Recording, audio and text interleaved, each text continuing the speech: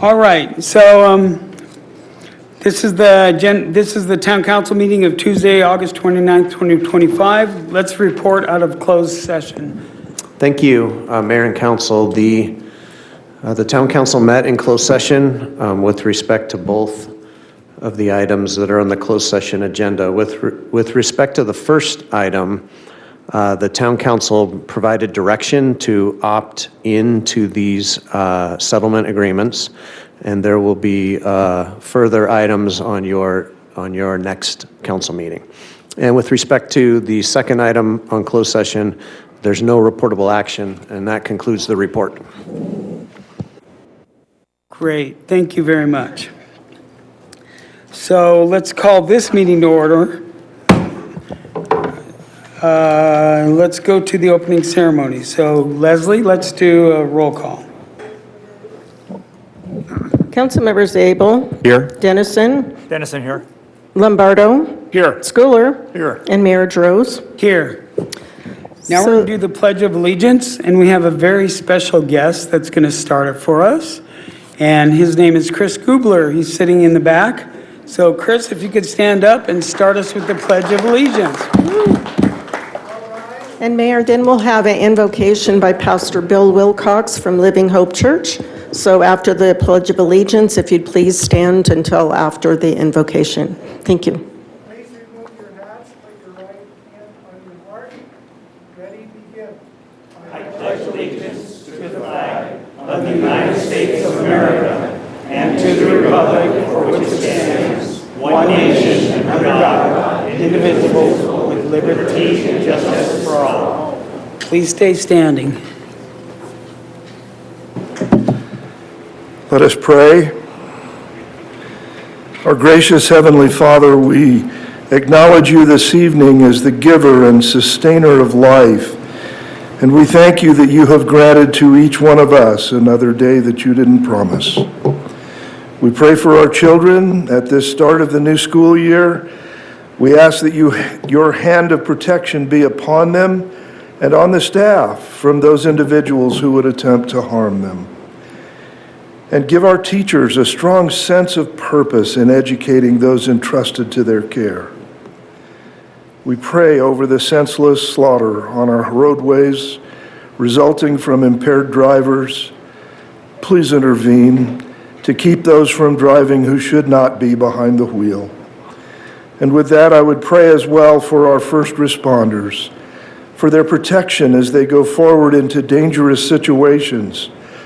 I pray for those brave women and men in fire protection, law enforcement, and emergency medical services who put themselves on the line each and every shift to protect and serve the residents and visitors to our basin, that you would bless them for their service. We pray for peace in our crazy world, for wisdom for the world leaders who are attempting to stop the killing taking place in various parts of the world. And we pray for the brave women and men in our military services, especially those deployed away from home. Protect them and give them mission success. And finally, Father, I want to pray for this town council this evening as they conduct the business of our fair city. Please give them wisdom and courage in their decisions, that the decisions would be for the betterment of the whole community and not merely for the enrichment of a few. And bless them with creativity as they seek to implement activities for the community to improve and enhance the lives of her citizens. These things we ask in the name of our Savior, Jesus, the Messiah. Amen. Amen. Thank you, Pastor Wilcox.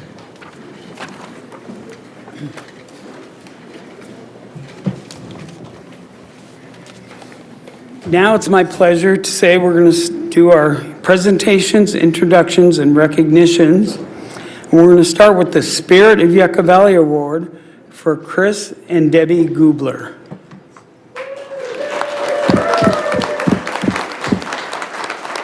So I think we're going to have a few things. Should I go up there right now?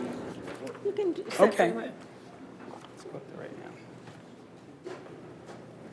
Well, Actually, I'm going to talk right here because I don't want this in my hand and I can't shake your hand. So let me just read this. So I want to say that Chris and Debbie Gubler, I've known them for so many years, and they're very good friends.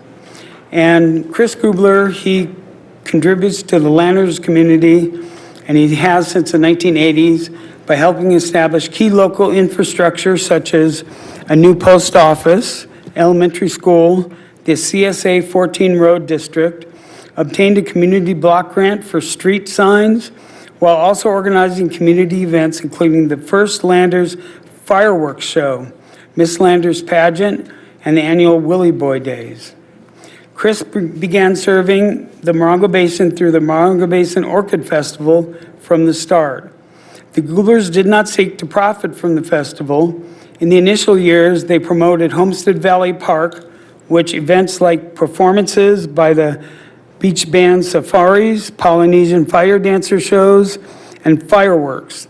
In 2011, Chris donated all proceeds to the United Way for 9/11. As the event grew, Chris partnered with Yucca Valley Sunset Rotary, which I believe the Gublers have been part of the Rotary for over 25 years. Is that correct? And I know there are other Rotary members here. I saw the Montgomerys back there. And if you're a Rotary member, raise your hand. Yeah, so we have a lot of Rotary members here. And Kelsey.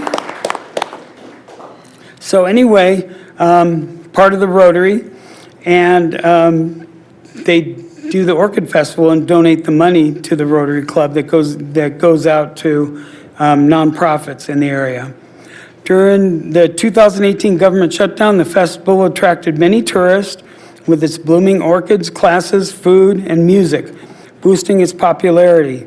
Today, the festival is a major event in the Morongo Basin, benefiting over 18 nonprofit organizations and raising over $40,000 annually, which is distributed by the Yucca Valley Sunset Rotary Club based on votes collected during the festival. Each nonprofit has a booth to educate the public about their work in the community. Chris and Debbie and members of the Yucca Valley Sunset Rotary have resurrected the Desert Soiree, making it one of the premier events in Yucca Valley. Each year, majority of the funds raised from the soiree are used to purchase much-needed equipment for nonprofits.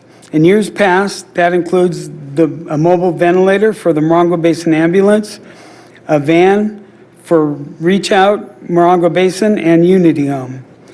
Debbie Gubler, she founded T-shirts. You guys remember T-shirts? And in Yucca Valley. She supported many Yucca Valley causes through her 37 years in business. Chris and Debbie live in Landers, but they are very supportive of local merchants all around the Morongo Basin, including Yucca Valley. From auto repair to welding needs, Gubler family has generously donated money, orchids, and time to numerous organizations in the Morongo Basin over the last 50 years. This year is our 50th anniversary of having the orchids in Landers.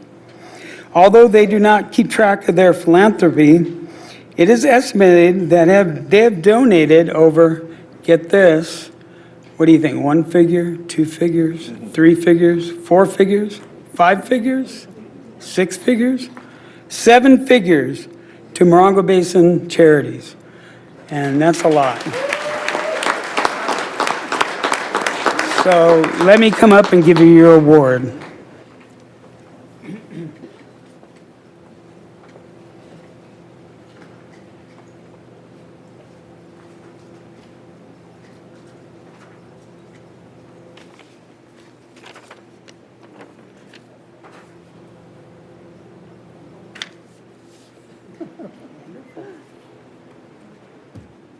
So, this certificate is awarded to Chris and Debbie Gubler in recognition for their outstanding community spirit and dedication to enhancing the quality of life in the Yucca Valley, providing commitment to the promotion of volunteerism, recognizing the benefits of the basin's nonprofit organizations, and exemplifying the values of compassion, service, and civic engagement.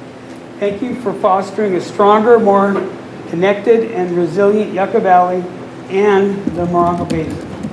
Presented on this 19th day of August, 2025.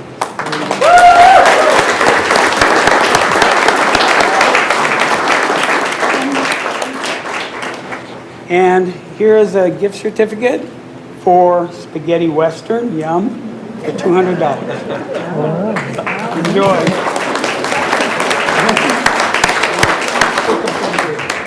I'll go in the middle, how's that? No, I don't want to break you up, I don't know.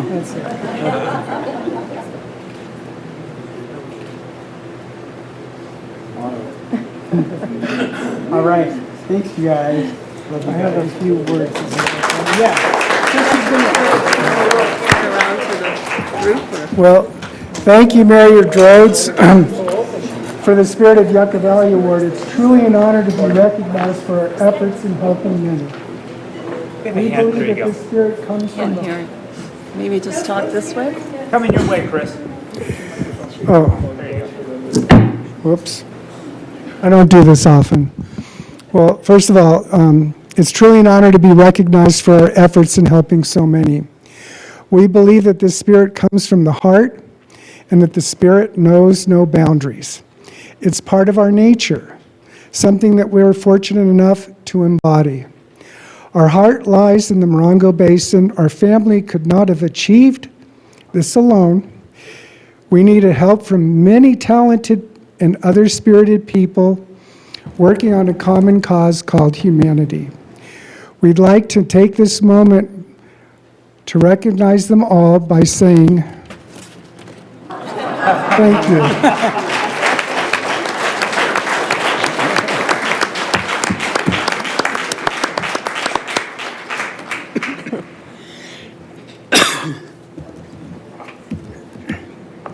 All right, thank you, Chris and Debbie.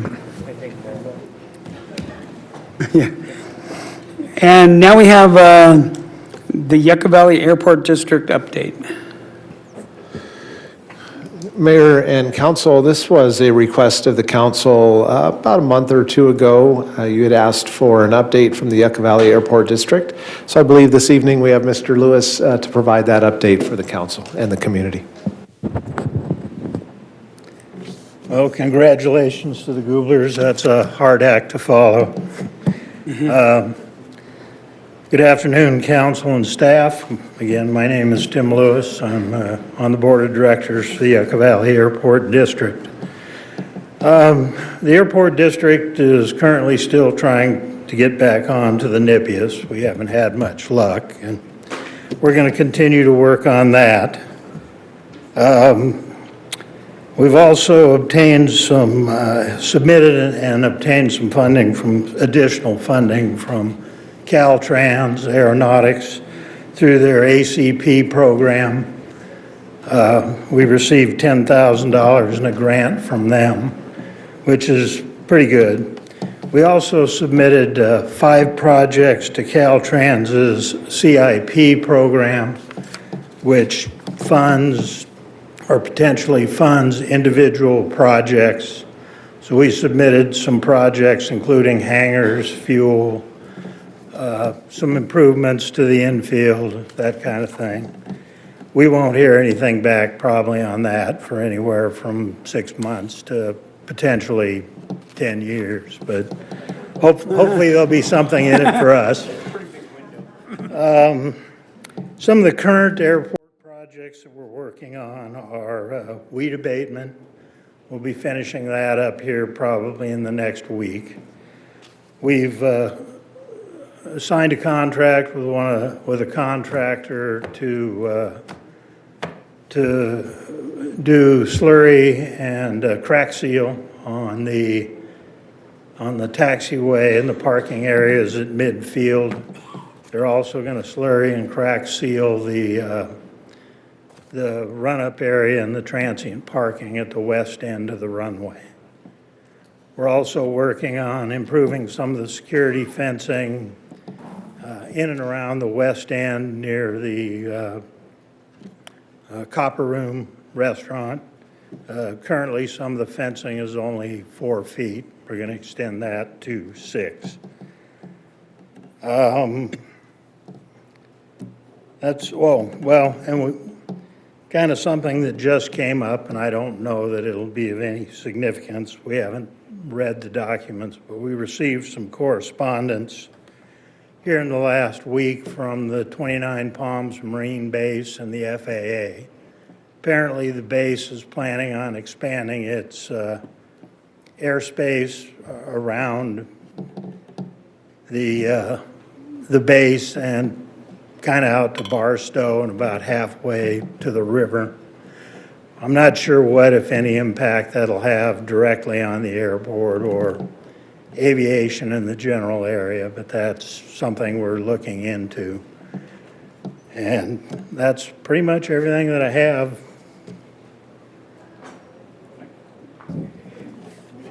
Thank you.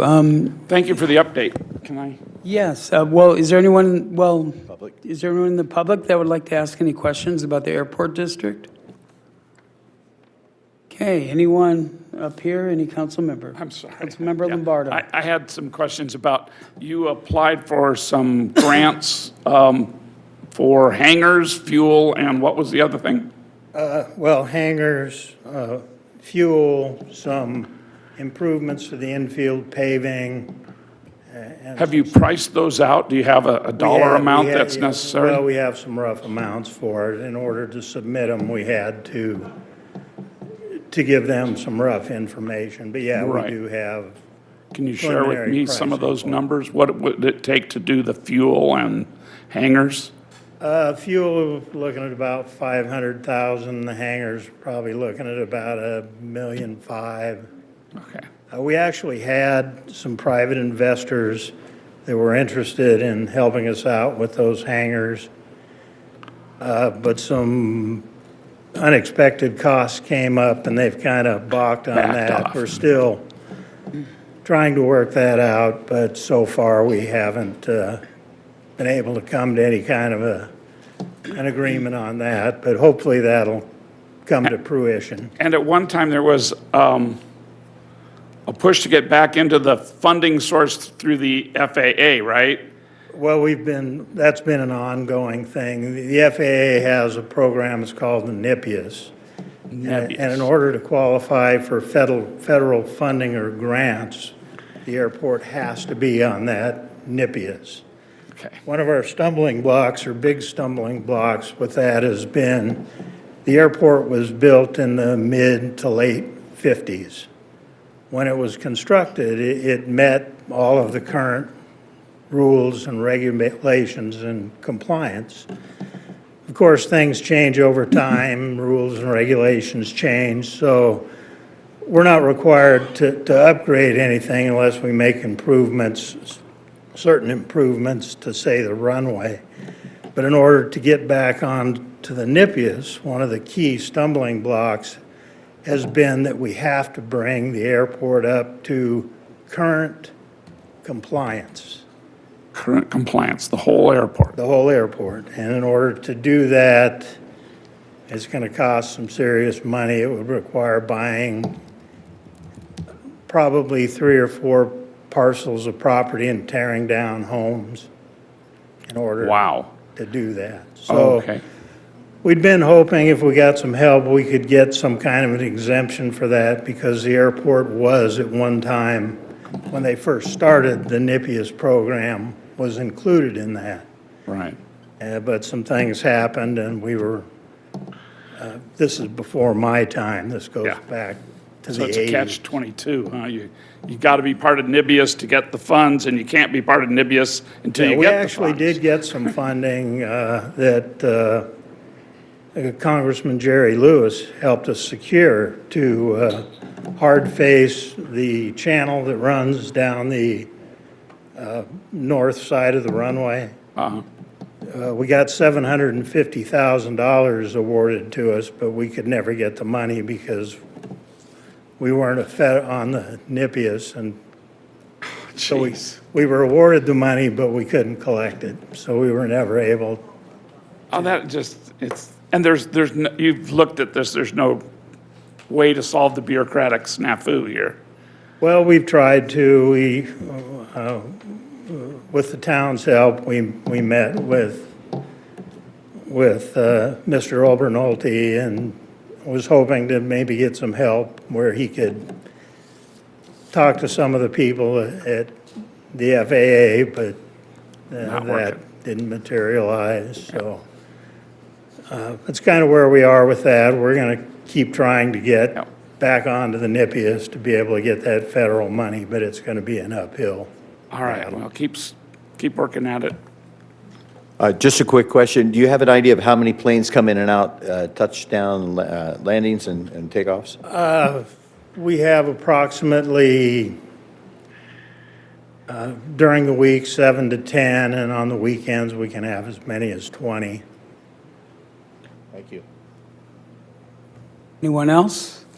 We also do get firefighting activity when they recently, one of the recent fires, Important base to have. they had some helicopters based there and we're fueling them. Yeah, that's my concern. The airport plays a vital role in our public safety in the event of a catastrophe or disaster. And it's necessary that we maintain it, keep it functioning, and have it part of the systems in order so that it can continue to function. It's been kind of privately funded for a long time by its own district, which is not quite sufficient to keep it at the level that we need to have it. Well, it's like everything, you can never have enough money, right? Never. Yeah, okay. Thank you so much for your effort. All right. Thank very you so for your much. time. We appreciate it. Now we have recognition of outgoing employee.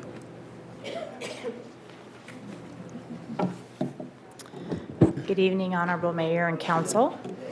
Ryan, I'd like to ask you to come up here if you would, please.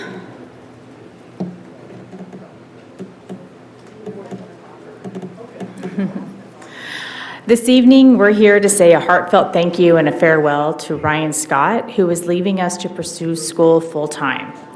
Ryan started his journey with the town in June 2019 as a lifeguard. During the winters, he continued to support the recreation department as a recreation leader, then returned to aquatics each summer, becoming a reliable and familiar face to many. In August 2021, he took on a new challenge as an AV technician, where his skills and positive attitude quickly made him an invaluable part of our AV team. In addition to his AV duties, Ryan has also provided a lot of assistance to other staff members and departments, including helping with the biannual recreational guide and also the annual film festival. Now, as Ryan moves on to pursue his education full-time, we want to congratulate him on his exciting new chapter.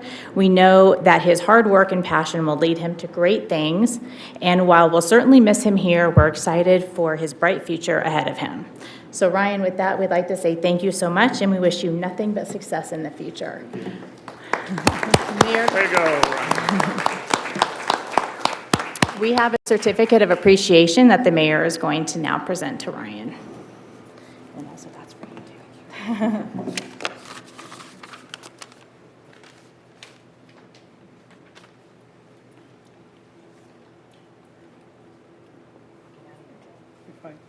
If I don't give this to you, are you going to stay? Okay. Certificate of appreciation presented to Ryan Scott. In recognition of your service to the town of Yucca Valley, with sincere appreciation for your dedication, commitment, and professionalism, the Yucca Valley Town Council and staff thank you and wishes you success in your future endeavors. On this August 19th, 2025. Thank you.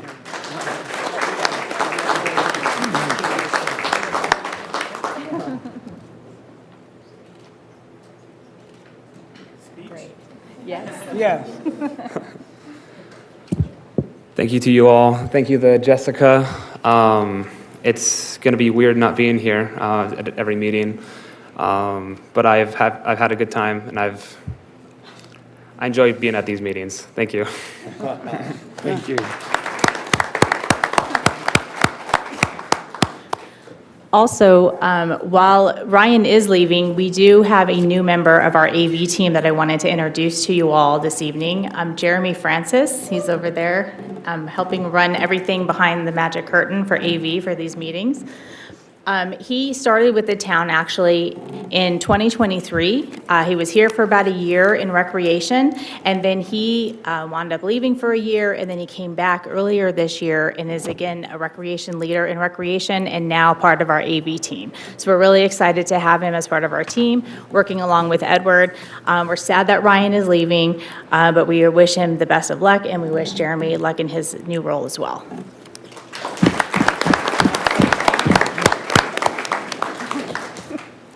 I'll only say thank you for having me, and I will show that it was worth it. I'm not used to this many eyes, so thank you.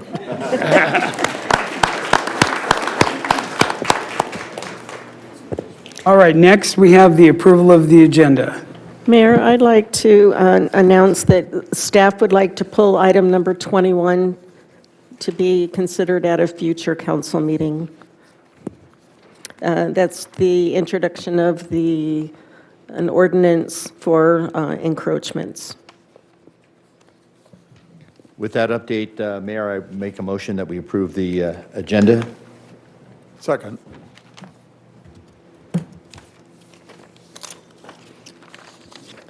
Council members Abel? Yes. Dennison? Dennison, yes. Lombardo? Yes. Schooler? Yes. And Mayor Droz? Yes. Now we have department reports, number 19.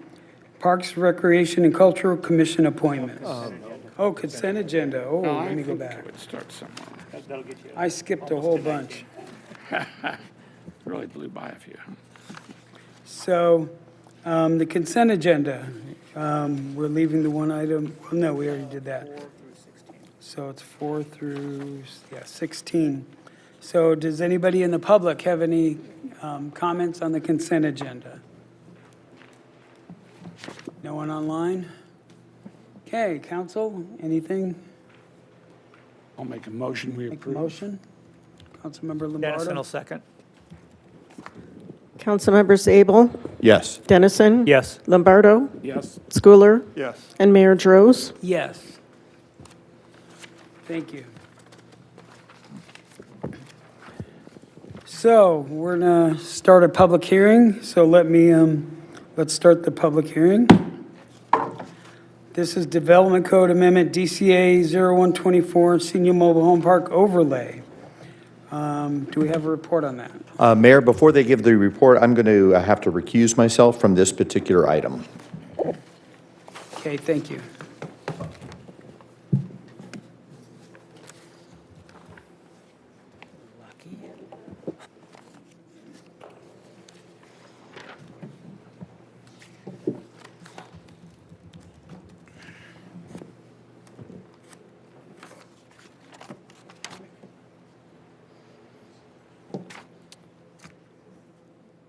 Good evening, Mayor and Council.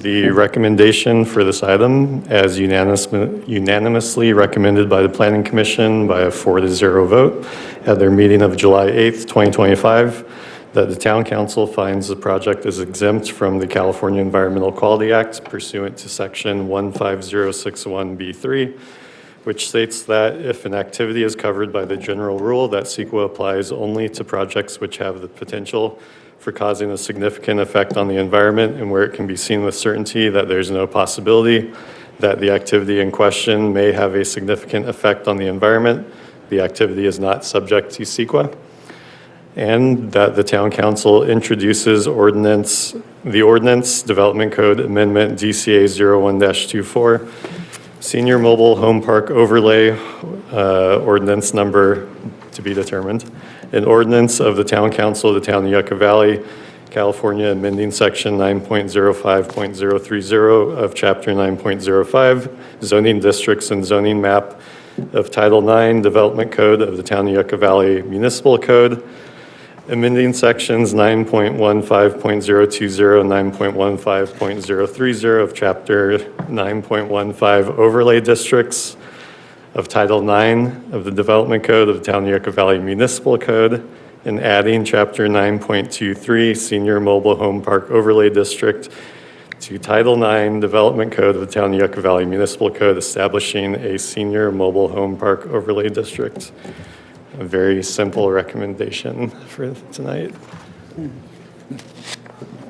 So briefly going through previous actions, December 2023, the town adopted ordinance number 308, imposing the moratorium on the conversion of senior-only mobile home parks to all-ages mobile home parks.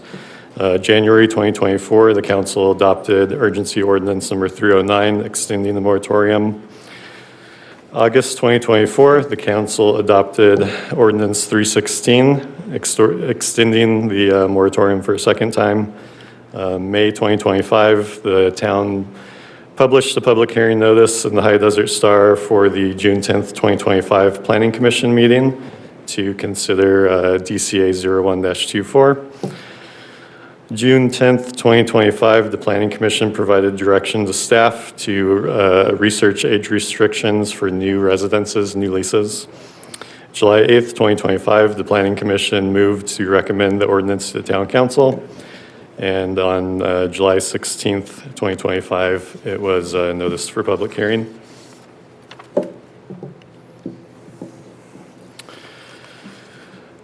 So the general plan seeks to create an accessible and convenient living environment for seniors, increase the supply of affordable housing to reduce displacement risk, particularly for extremely low income households, persons with disabilities, and senior residents. So this policy is consistent with our general plan. Per the 2020 census, adults age 55 or older make up approximately 37% of the town's population, which percentage is larger than San Bernardino County as a whole, at approximately 25%, so over 10 percentage points higher than the county in general. Mobile home parks are an important source of affordable housing, especially for senior residents. Certain mobile home parks are faced with the threat of converting those facilities to all ages parks, which would eliminate the requirements that at least one person occupying the mobile home be 55 years or older. Such conversions would result in the loss of existing senior housing and is detrimental to senior citizens of the community. Conversions to all-age housing results in the loss of existing senior housing and creates a threat to health, safety, and welfare of senior residents in the town. So senior-only mobile home parks are where at least 80% of the units are occupied by at least one person 55 years or older. Starting in February of 2025, the town began surveying mobile home parks within the town to determine which parks fit that criteria. As you can see on the projection, there are 4 mobile home parks that meet that criteria: Country Club Mobile Estates, Aztec Mobile Home Park, Gates of Spain Mobile Estates, and Apache Mobile Home Park. The 4 mobile home parks which meet the 80% threshold represent approximately 542 out of 716 total mobile home park spaces, or approximately 76% of all spaces in town. The proposed ordinance will create a senior mobile home park overlay district, which includes those aforementioned communities. This is the senior mobile home park overlay district map. You'll see those 4 particular mobile home parks highlighted in red. The recommendation, as previously read into the record, is that the Town Council finds that the project is exempt from CEQA and introduces the ordinance for adoption of DCA 01-24. Staff can answer questions following a public hearing. All right, thank you. So does anyone in the public want to talk about item number 17? Do we have people? Yes. Mayor, we have a few requests to speak on this item. First is Sandra Hamlin, followed by Brian Johnson. So Sandra, would you like to speak?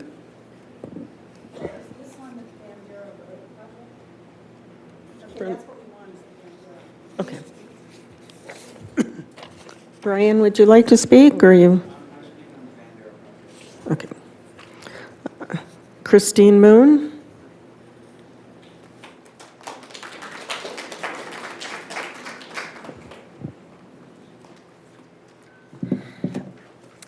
Good evening. My name's Christine Moon. I'm a 6-year resident at Gates of Spain's Mobile Home Park. Oh, you can't hear me? Sorry. Tilt it down, yeah. My name's Christine Moon. I'm a 6-year resident of Gates of Spain Mobile Home Park.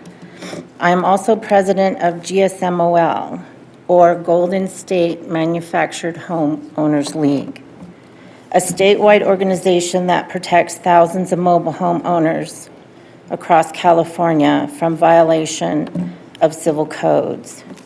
We work with the California State Legislature to pass protective laws and defeat harmful ones. When I moved to Gates of Spain, it was a 55 plus senior park, which I wanted. Then, after the park was sold to a new owner, she later decided to change it up and wanted to have an all-age park. This created deep concern and worry for our residents since October 2023. We do not rent our homes, we own them. We only rent the space that our coaches are on. Moving them would be a financial and emotional hardship.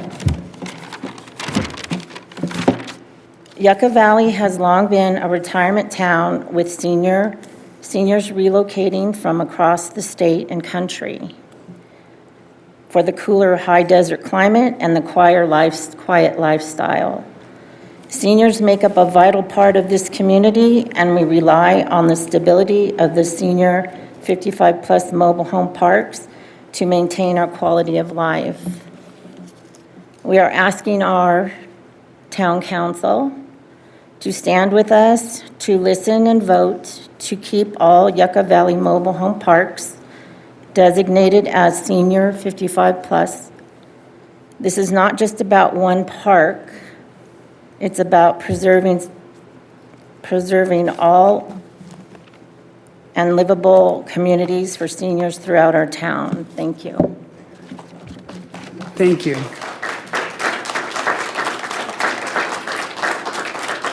And we have John Serpinski.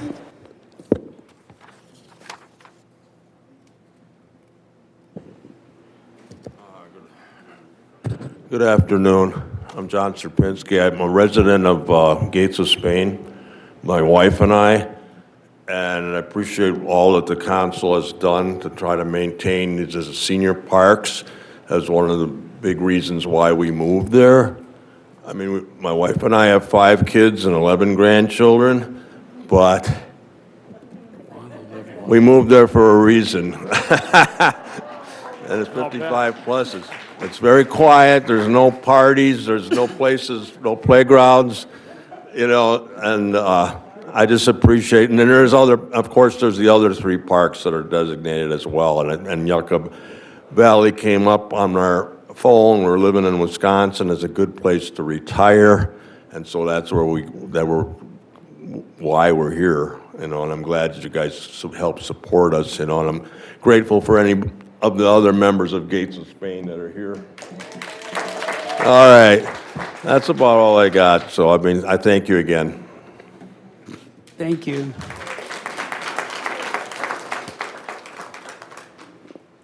That's all the cards I have. That's it. Anyone online? No. Is there anyone else that wants to speak? Looks like somebody does. If you could tell us your name and your area of residence. Thank you. My name is Les Howitt. I'm in the Gates of Spain as well. We've been through a lot of meetings here graciously with the town council. We appreciate your help in this category of the senior citizen living. As a retired fire marshal, as I've mentioned before, I've worked with many different mobile home estates in different areas. In San Bernardino, And I've seen the tragedies of trying to inculcate children and older ones who can barely get down the street to keep themselves moving. It can create chaos, so we appreciate if this overlay is passed for the safety of the older ones, for the accommodation of the 55 and older ones, as well as for the young ones who can still have that chance to be somewhere, but just not there. But we do appreciate it and hope that this ordinance does pass. Thank you. Thank you. Is there anyone else? Okay, let's take it back to the council. Anybody have any comments or questions? Yes, go ahead, Councilmember Schooler. I think it's pretty obvious that a lot of people move to Yucca Valley and especially to the mobile home parks as a retirement solution for themselves. And so when this first came up, it was a little bit shocking that that would be pulled out from under you. And so I think I totally support this overlay district. I think I have a question for staff. The 80% rule, like 80% of the units have to have somebody 55 or over in them. Is that what it takes to fit into this category?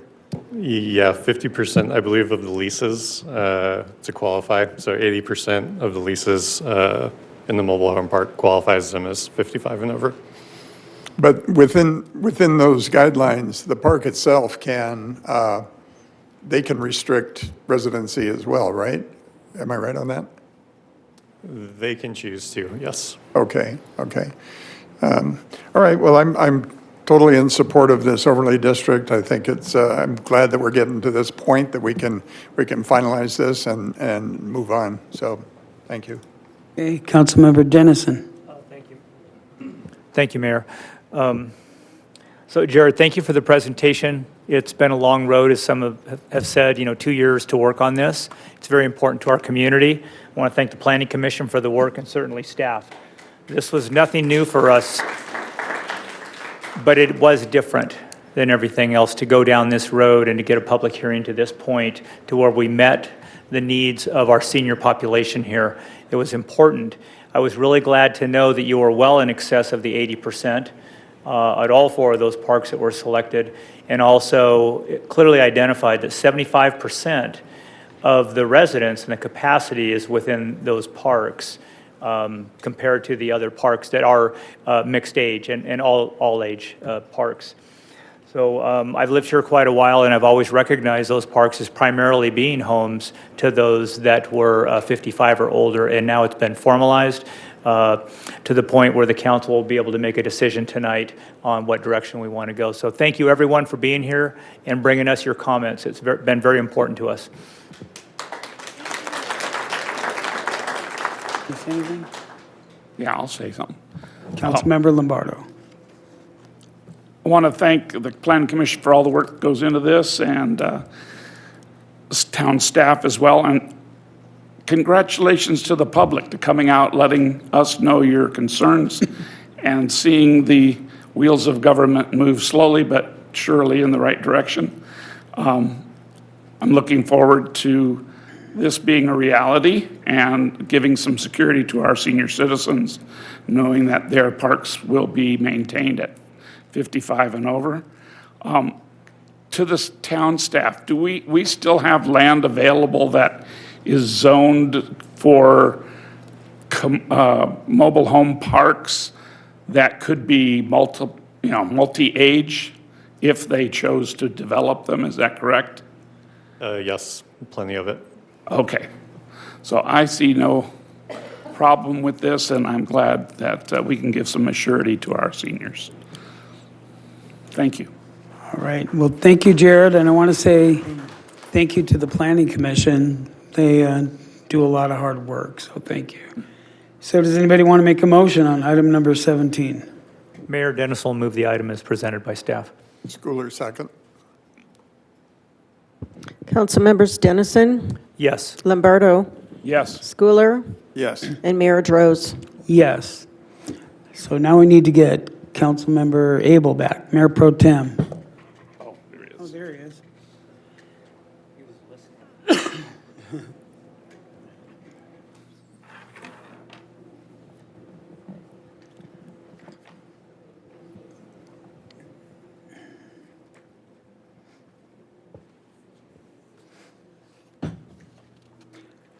All right, now we're moving on to item number 18, appeal of variance V101-25 for the location of 574611 Bandera Road.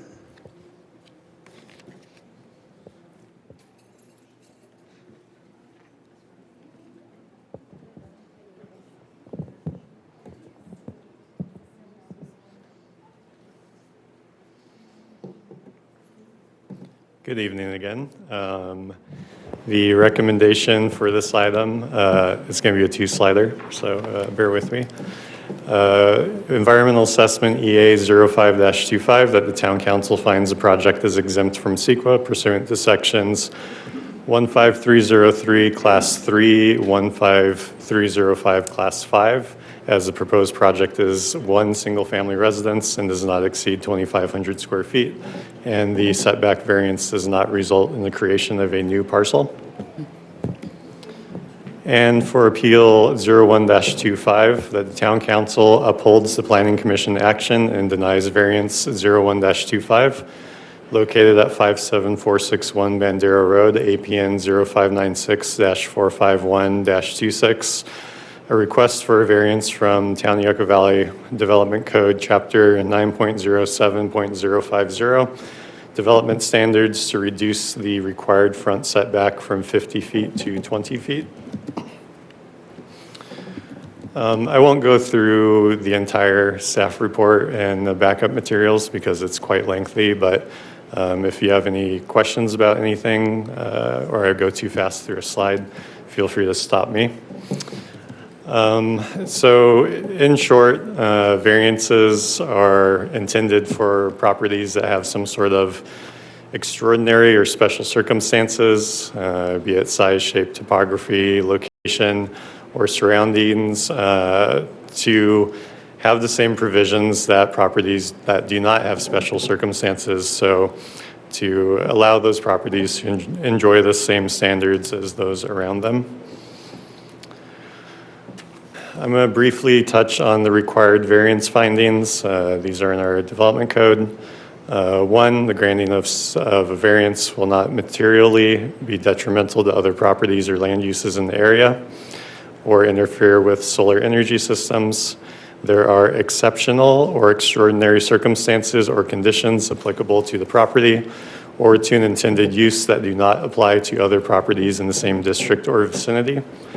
The strict application of the land use district deprives such property of privileges enjoyed by other properties in the vicinity or the same land use district. Number 4, the granting of the variance is compatible with the general plan and development code. This is the site plan for the proposed project. You'll see the house in the northwest portion of the project site with the driveway coming in to the east of it. And then down the hill, downstream from that is a retention basin. These are the elevations of the project. As the applicant has noted, I have previously said that this is a pretty cool design, which I think it is it's an interesting design. These are photos of the site. So you'll see the downward sloping site. Bandera is on your left. This is taken approximately at the northwest property corner. You can see a town vehicle parked down the street, which is approximately at the northeast property corner. The fence line in the background of the photo separates the subject property from the neighboring property. You'll see there's a foundation down at the bottom of the neighboring property where you may remember that a house has burned down in relatively recent past. This is looking towards the southeast of the site, so similar location, but looking towards the south, you can more clearly see that fence line and the foundation of the neighboring property. Facing south, this is from the opposite property corner. You can see the water meters there in the foreground. One water meter for each property, so to speak. Looking the opposite direction, you can see the slope that the developer will need to deal with to some degree. And you'll also see the neighboring slopes are substantially similar. This is from the northeast, looking to the west. Again, you see the downward slope and the downward slope of the neighboring properties as well. Key considerations. This is part of track map 7590, which includes a 50-foot recorded front setback on virtually every property that's in that neighborhood. The subject property is on Buena Suerte, so for the most part, there's a 50-foot setback on that street, with the exception of the house that's on the east corner, which the front of that property faces to the east. If the High Desert Water District sewer main is installed on Bandera, the other properties in the vicinity of the project will potentially need to pump their wastewater uphill. We note this because this is one of the reasoning behind the request for the variance, is the difficulty to pump the sewage uphill, basically. However, all of the downslope properties are affected by the same situation. The development located at 57419 Bandera Road has a similar driveway design. I bring this up because one of the other reasons for the variance was to accommodate a driveway that was not too steep for the fire district or town standards. However, the other property located at 57419 has moved the house back slightly. So instead of the driveway going into the garage, the driveway lands in front of the house. That is how they accommodated the driveway slope. Lastly, table 2-4 in the development code specifies that the 25-foot minimum front setback is required unless different setbacks are delineated on the final map, partial map, or a composite development plan. Track map 7590 provides a recorded front setback of 50 feet. As I mentioned, it applies to every property on the street. Therefore, the required front setback is consistent with the development code, as it is a recorded final map. This is just so you can see table 2-4 in writing, setbacks. Before it lists any numbers, it has that statement about the final maps, parcel map, composite development plan, etc. This is our definition of lot frontage. The portion of a lot contiguous to a street on a corner lot, the narrowest frontage shall be considered the front of the lot. This will come up as we go through the houses on the street. I'll try and be brief. This is the track map, and Bandera is that generally east to west road that you see. This is to illustrate that every property on that street has a recorded 50-foot front setback, marked by a 50-foot BSL, that stands for building setback line. This is to show the corner property. Looks like lot number 32 on the corner there of Bandera and Buena Suerte.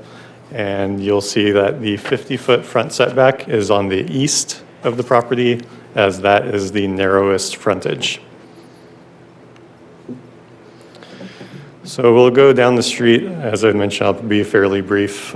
Starting at the west corner, this house is at approximately 65-foot setback. This is a photo of the house, so you can visualize that setback. On the adjacent, or on the opposite side of the street, approximately a 70-foot setback. Next house, 52 feet, likely 50 feet. There's probably an eave on there that's hanging over perhaps. And if I go back, this is the driveway, one of the aforementioned driveways, where the driveway terminates in front of the house instead of going into the house, so to speak. Next house is at 58 feet, so exceeding that 50-foot setback. 68 feet. 125 feet.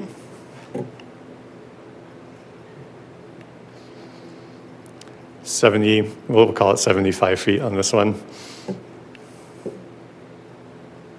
Apologies for the crooked photo. That is my doing. I take full responsibility. And then the corner lot, approximately 80 feet. So just a note, you'll see the driveway comes in the north. By that definition that was previously provided, that is the side setback. That is not the front setback. We do not have a requirement that your driveway is on the front of the lot. You can have the driveway come in the back, the side. It's the developer's option on that. So because the driveway is on the side does not change the side to the front. And then the opposite side of the street is also at 50 feet, as it also has the frontage on the other street.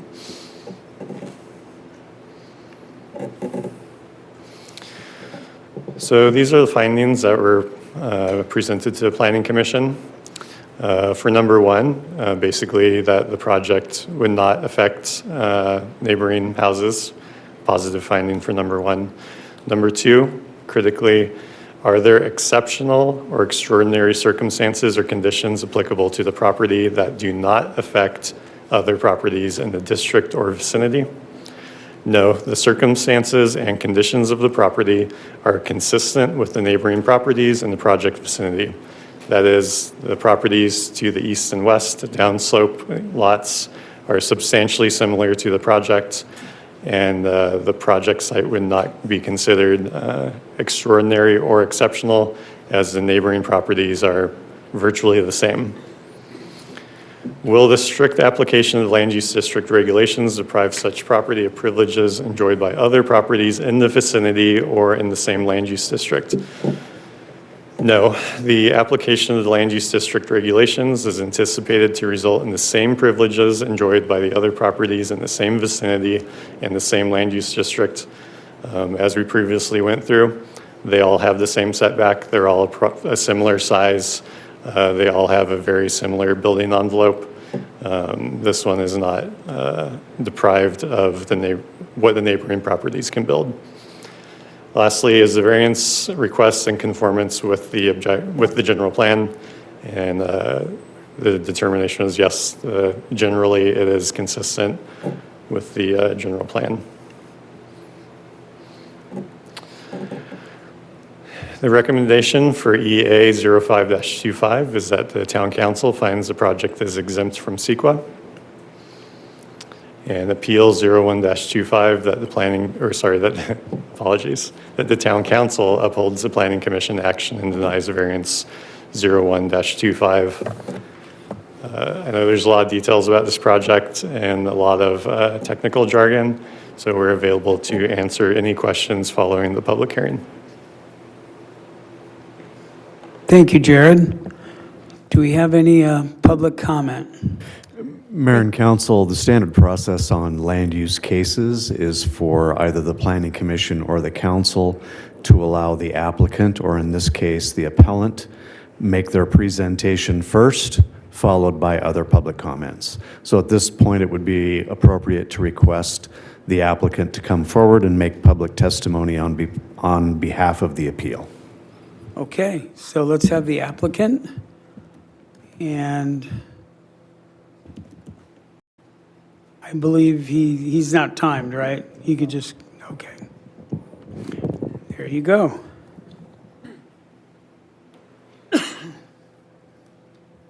Good evening, Mayor Draws and council members. I'm Charles Gabriels, a Yucca Valley property owner from out of town. Thank you, gentlemen, for giving me audience this evening. Let us all leave this room tonight with our heads held high. I stand before you because of one word, topography. Nothing else, topography. Associate Planner Jerome's research was correct. 1965 recorded 50-foot setbacks were by design, yet 60 years ago, none of that area was developed, and those designers were working with sheets of flat paper, with paper streets, and no topography. 60 years ago, there were no computers, no cell phones, no internet. It was all done by hand. Here, staff has presented you with 9 examples of successful builds on my street, yet not one of them have my topography issues. All are flat pads or uphill slopes. None are 40-degree downslope from edge of street. If mine had a flat pad, I would not be on your agenda. There's no logic to apply a 50-foot setback to downslope lots. The current Yucca Valley Development Code specifies 25-foot front setbacks minus 2.5 feet for open space. My request is for 20 feet. This is a mere 2.5-foot reduction from your existing code. I wish to correct uninformed comments made by Commissioner Stoker during my June 10th commission hearing. A, for his and your edification, this house is 100% my own design. B, he should be aware it is not possible for my south side of Bandera to ever be widened. It drops off at edge of pavement. The dirt road running parallel with my bottom property line is not my easement. I cannot use it for driveway access, and it cannot contain a sewer line because it is designed for utilities only. Council, please suggest one reason why my variance application should not be approved. Tonight, we are here to test whether this council will make a morally right decision by approving my variance. This is a rare opportunity for you to demonstrate to the community at large that Yucca Valley is pro-development. Approve my variance application and let each of us walk out the door with our head held high. Thank you, Council. Thank you. So we have a request to speak by Sandra Hamlin.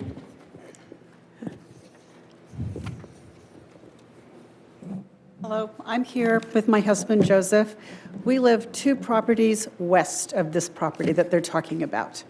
And I'm on 57427 Bandera. I'm also here speaking for Liza and John Wakawiak next door to me at 57419. They had to work, so they could not be here tonight. There is a safety issue here. There's a bend in the road, and in fact, one of your pictures actually showed it with my house there. You can't see what's coming around the corner.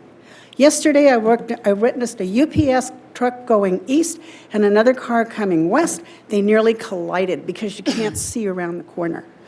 We hold our breath when we back out of our driveway. The road is very narrow. 2 Bertec trucks couldn't go together. What happened?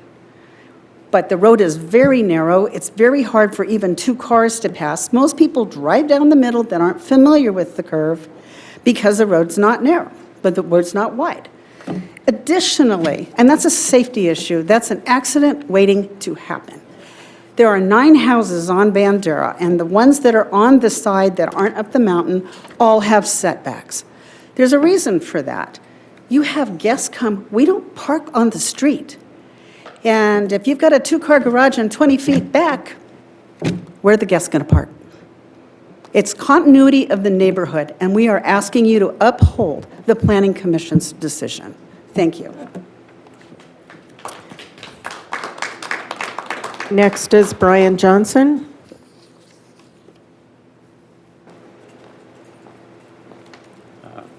Hi, I'm Brian Johnson. Council members, thank you for letting me speak.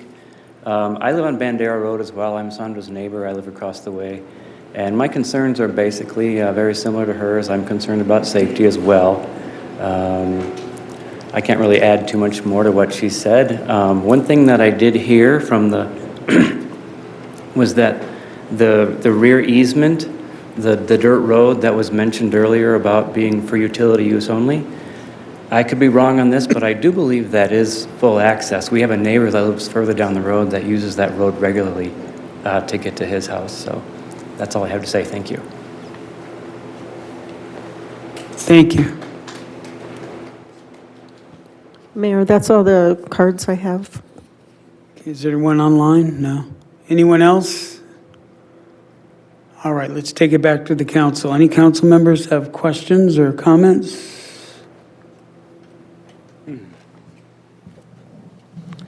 I have some questions, so I guess I'll start. No one jumped in. Thank you, Mr. Gabriel, for going through the process and coming and address us directly.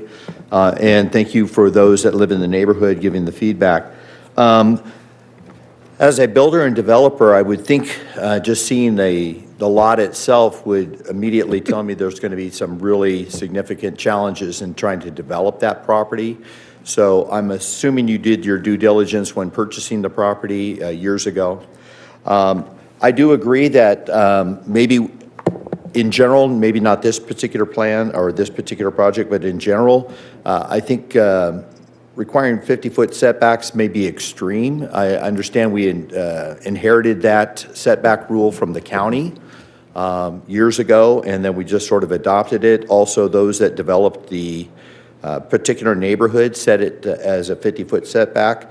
And I understand the idea of not parking on the street. You know, we've all lived through the trauma of being in a city where there's no parking and everyone's on the street, so that would be a problem.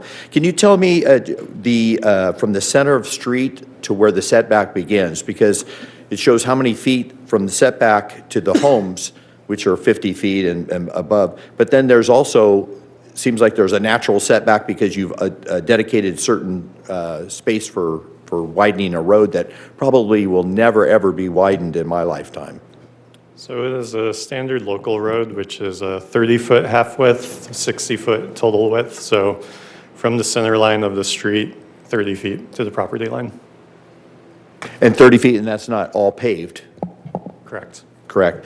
So there's some dirt there, and then it goes to the setback. So when you say, 50 feet back, it's quite a bit further, from the actual pavement to that. Do you have a picture of what the property looks like across the street? Because this looked like almost like a two-story kind of build. Is this going to block the view of the neighbor on the other side? We did not analyze for the view blocking. My recollection is that's not. Yeah, I'm thinking the closer it is to the street, the higher that building's going to look when you're driving down the street, and it would affect perhaps the views of other people by having a setback of 50 feet. It would have to be down lower and maybe almost disappear from the street. And maybe the gentleman who's applying, is it still buildable with a 25 or 50-foot setback? Is that house still buildable as far as your estimation? May I respond to you? Yes, yeah.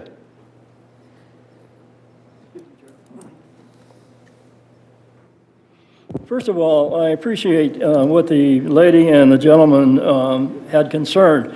And that's the reason that when I went to my engineer and asked him to lay this out, we specified a turnaround. So as soon as someone comes out of the driveway, there's a turnaround so that they can drive out facing the street and be able to look in either direction to see if there's any oncoming traffic either way. Okay. They don't back out onto the street.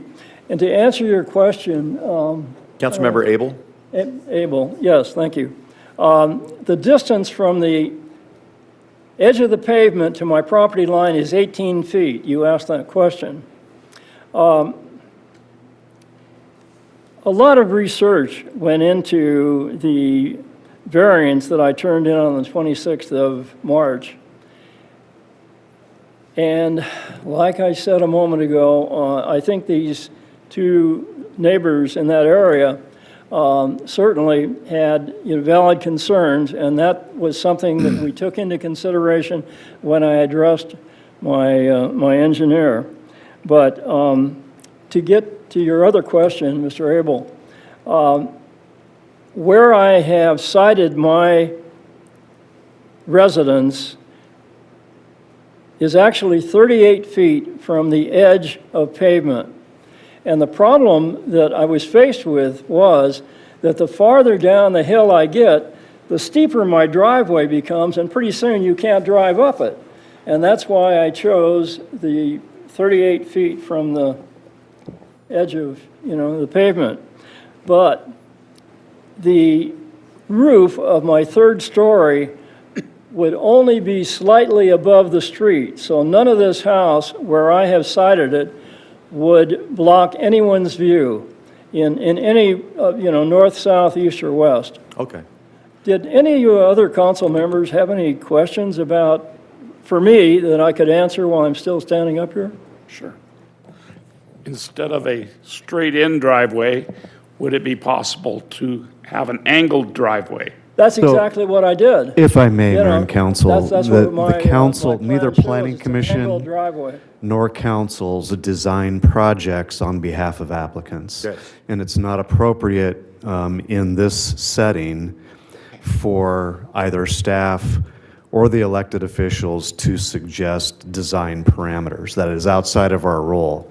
The council's role this evening is to evaluate the appeal application that's before the council, and specifically, as Jared presented, does the application, as proposed, satisfy the state and local mandated findings for a variance?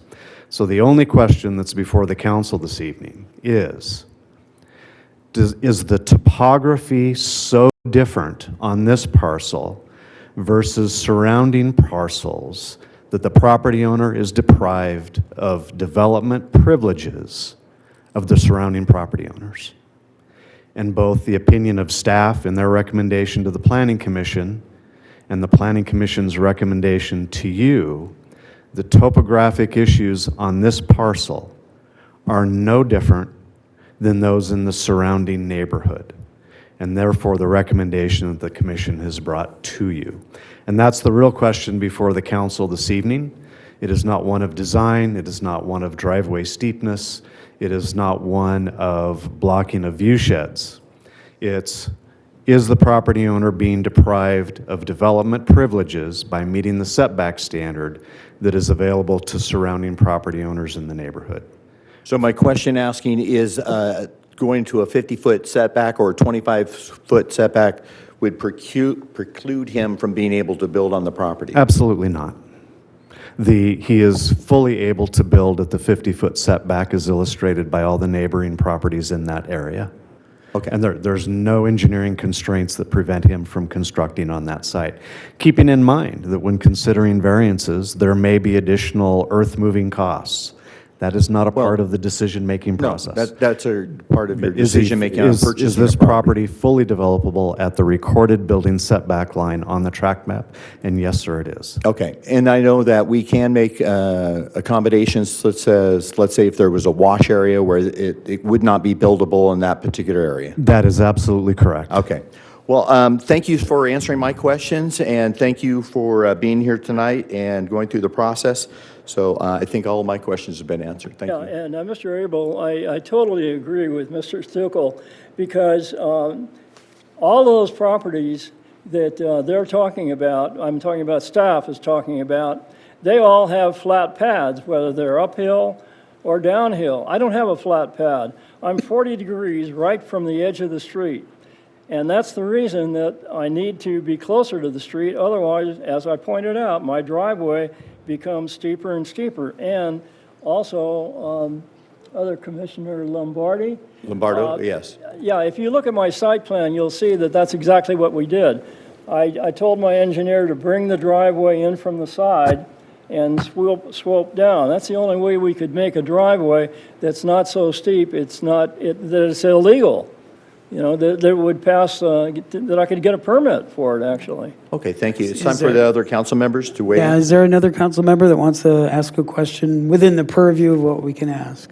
I have a question. I'm sorry. Go. What were you going to say? Go ahead. Yeah, go right ahead. I still had a question. In that whole neighborhood, are there any variances that have been granted that changed the setback? Yeah, that would be To a the staff staff, question. Oh, I'm sorry, Jared. No. No. Okay. Thank you, Jared. I knew the answer. Yeah, I think that's it with the council, so thank you very much. Thank you, Mr. Gabriel. Okay. Okay, thank you. Thank you, Mayor. Okay, and now what about staff? Is there any comments from staff besides what you've already said? No, sir, no additional comments from staff this evening unless we can answer any additional questions from the council. Actually, I have one question. The vote of the Planning Commission, how many commissioners voted for this? 4 To to deny. 0. What's that? 4-0. 4-0. Someone was absent. Okay. There was one abstention, if I recall correctly. Correct. So all One five absent. members were present, one member abstained from voting.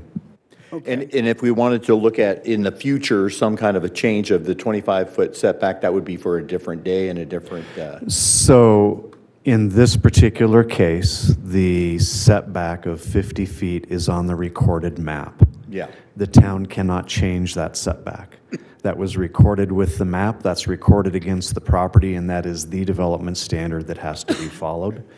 For those and there are literally hundreds, if not thousands, of lots in Yucca Valley that have that recorded distance on it. Where there is no recorded map, in this zoning district, the 25-foot distance is applicable. But for recorded maps, the town is not able to change that standard.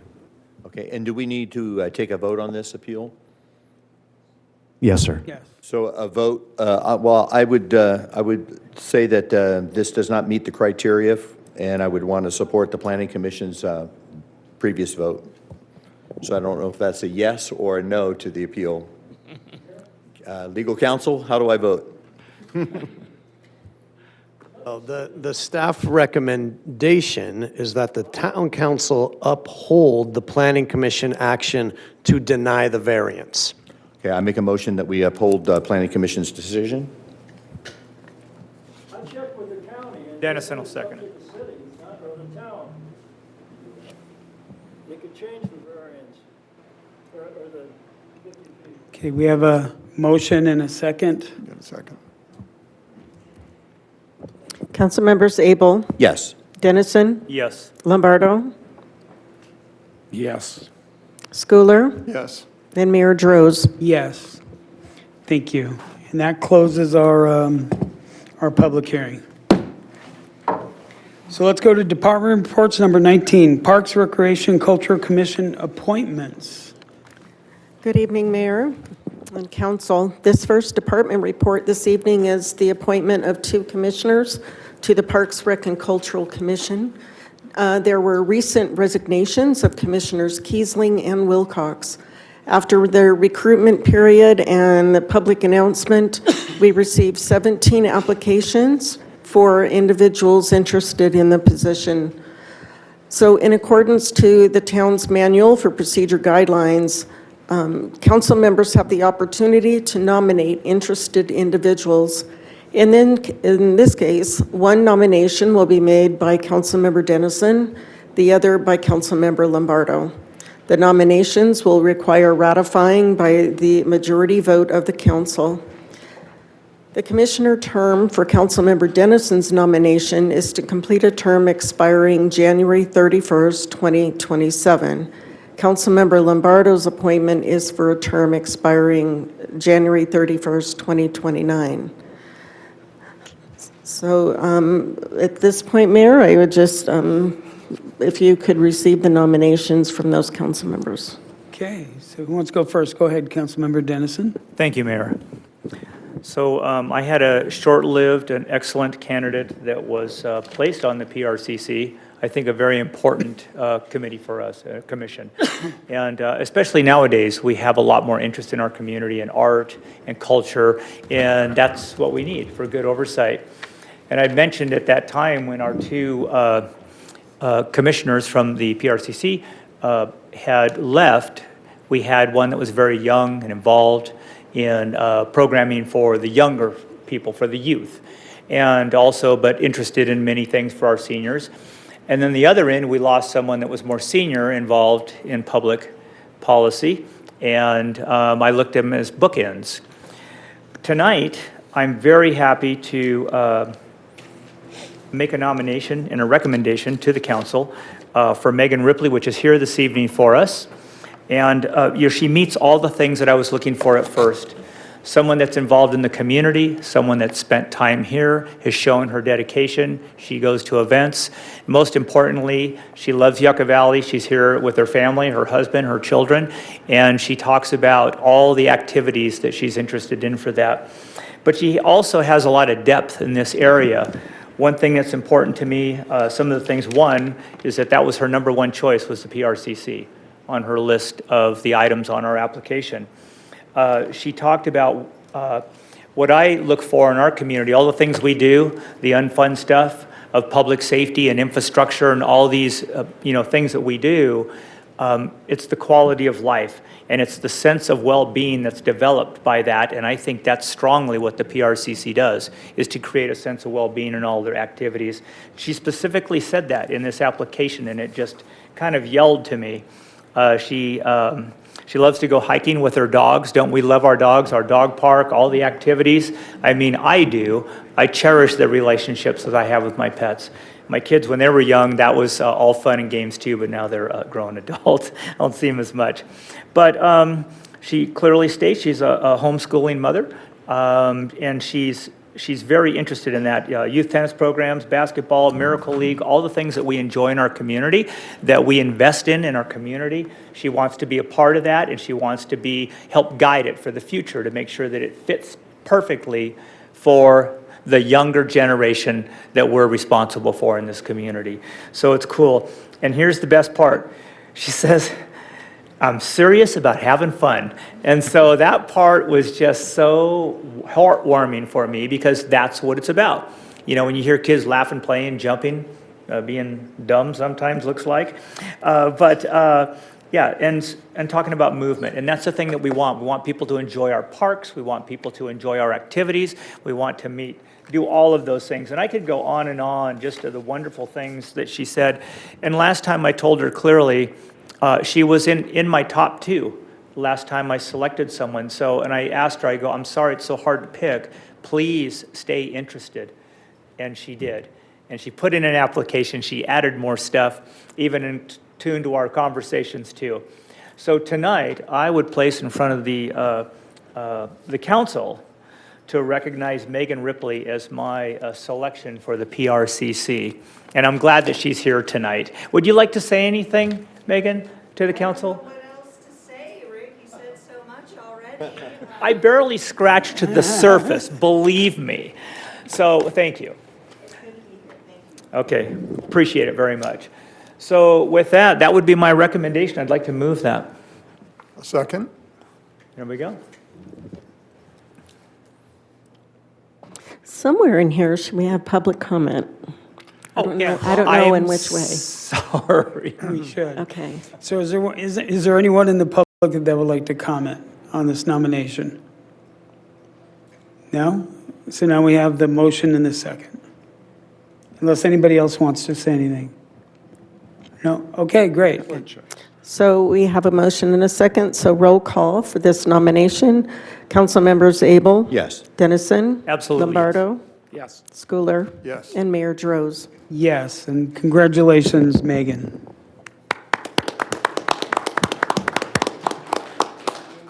Councilmember Lombardo's nomination. There were a lot of applicants, very qualified. It's very difficult to make a decision. I was replacing Ed Giesling when he retired or moved on to his next project. He was very involved in the art community, and that's always been an important part in my life. Here in Yucca Valley, I've been very encouraged by watching our art community grow and become even bigger than it was when I came almost 40 years ago. And I want to, we have a really good and well-developed park system and recreation. We have excellent staff keeping those things functioning. I'm looking for somebody with creative ideas, energy to get them accomplished, and there were just a lot of applicants that met so many of the different pieces, but my choice is Dion Antic. I think that he has shown his involvement in the community. He's a business owner. He's been here a short time, so he does bring ideas from other areas. He's, and I value that. I value travel as a way of learning about other examples of how to do certain things. And it kind of, I see Yucca Valley benefiting from this experience of outside influence. And Yucca Valley is a wonderful community, has a lot of things that I don't ever want to change, but change is inevitable. And especially in the art world, it grows and develops and changes. And I'm hoping that Dion Antic will participate and be an open ear and an idea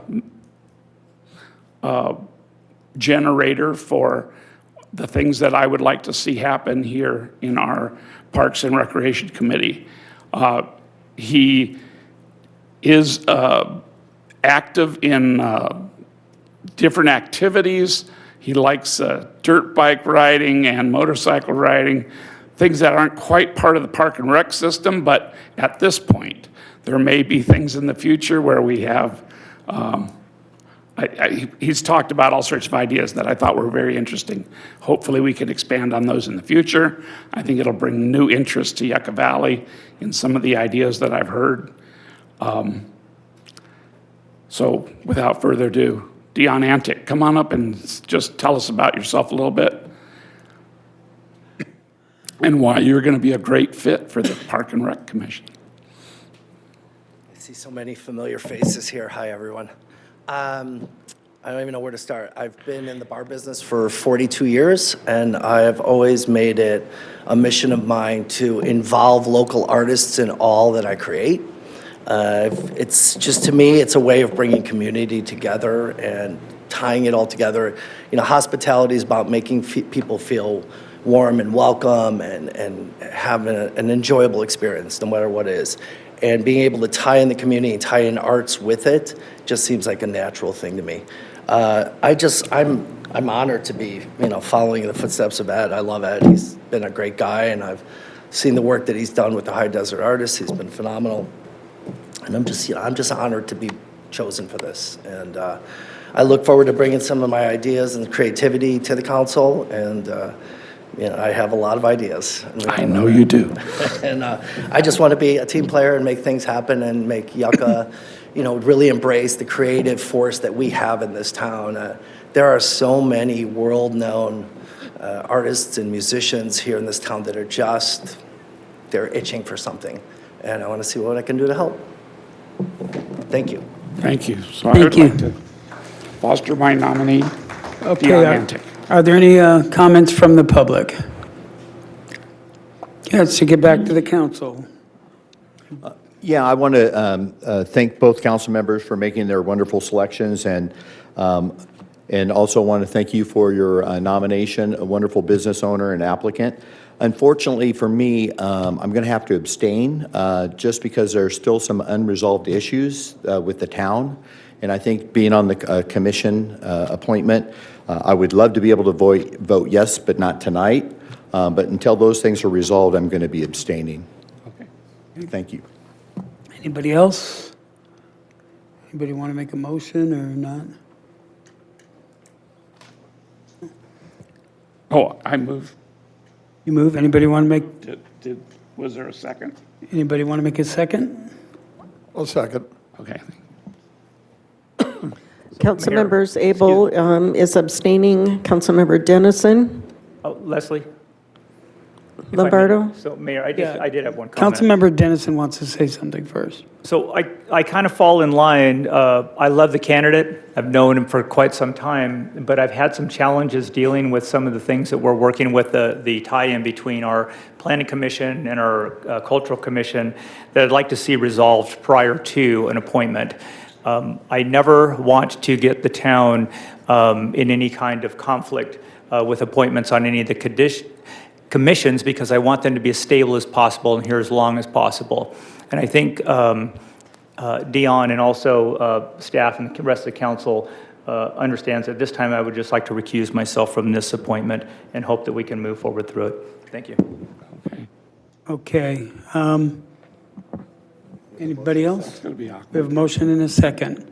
I was kind of conflicted in the same way. I'm a little conflicted on it still.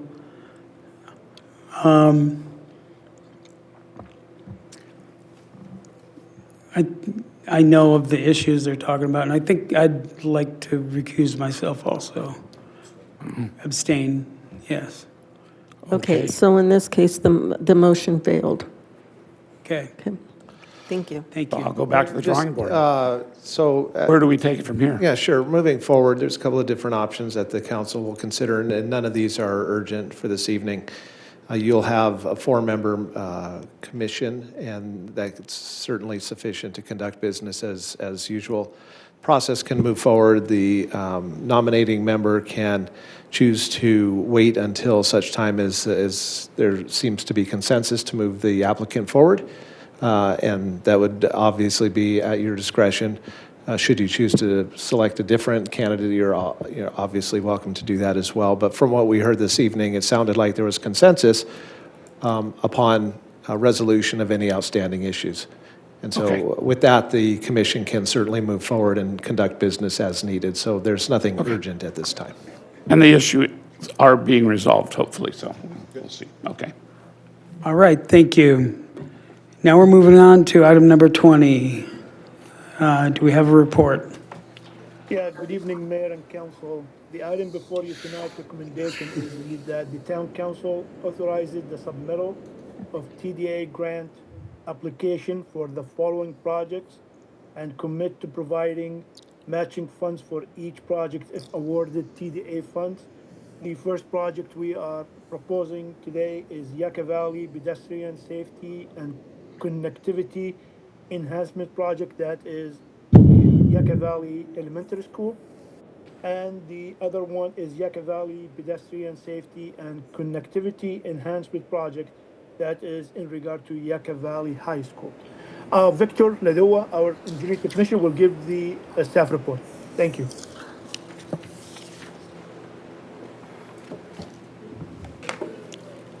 Good evening, Mayor and Council. Good evening. So just skip over to the background. All right, so just a quick background on the TDA grant here. So the act provides that 2% of local transportation funds, or LTF, be made available to counties and cities exclusively for pedestrian and bicycle facilities. So that's sidewalks, high visibility crosswalks in school areas, as well as bike lanes, striping for bike lanes, and et cetera. The call for projects, for the TDA grant application opened on 1st of July in 2025, and all applications were due August 6th of 2025. So it seems like there's a little bit over a month of it being open, but SBCTA had provided guidance and guidelines, as well as attachments that will be required for the application beforehand. So municipalities were able to put together information that was needed to apply for the grant.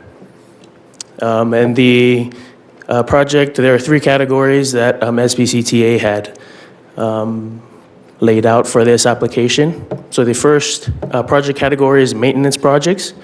They had set aside $597,000 for maintenance projects for pedestrian and bicycle facilities. The second project category is the small projects. Those are defined as projects that are $250,000 or less in total project costs.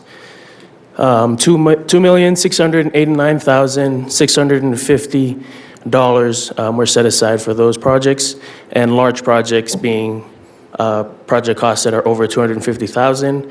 $2,689,650 were available for those projects. For the TDA grant application, there was a minimum local match requirement of 10%. In other words, if awarded the project, the grant will only cover up to 90% of the total project cost. Based off of the schedule that SBCTA set out, November 5th of 2025 is when we expect the funding award approval by the SBCTA board. And if awarded the project, we have until June 30th of 2029 for the project completion deadline.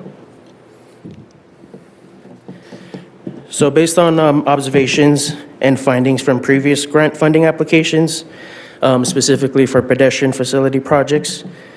Staff selected and submitted TDA grant applications for 2 projects.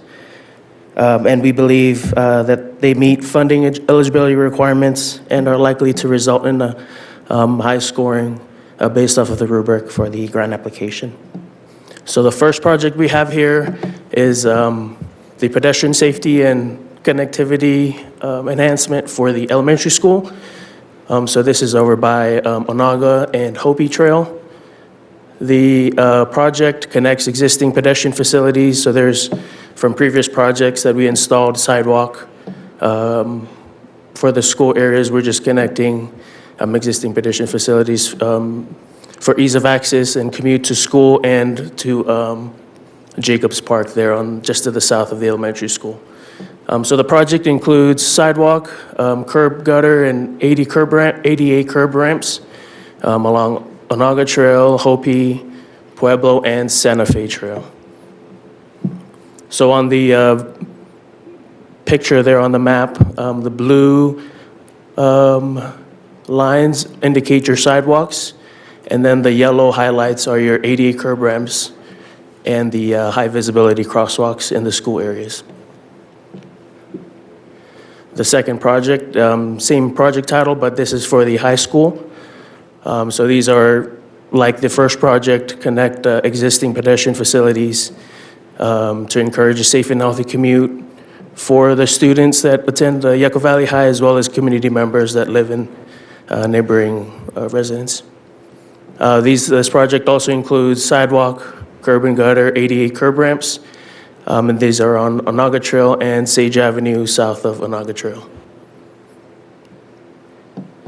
So here we have the table of the total project cost, as well as a local match fund that staff had recommended. These are also the TDA final fund requests, as well as a category that both of these projects fall in.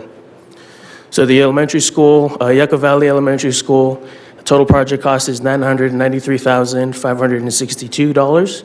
Local match was set at 15%, so that came out to roughly $150,000. So the total amount requested was for the full amount of the project, $993,562. And obviously, it's more than $250,000, so it's in the large category item as well.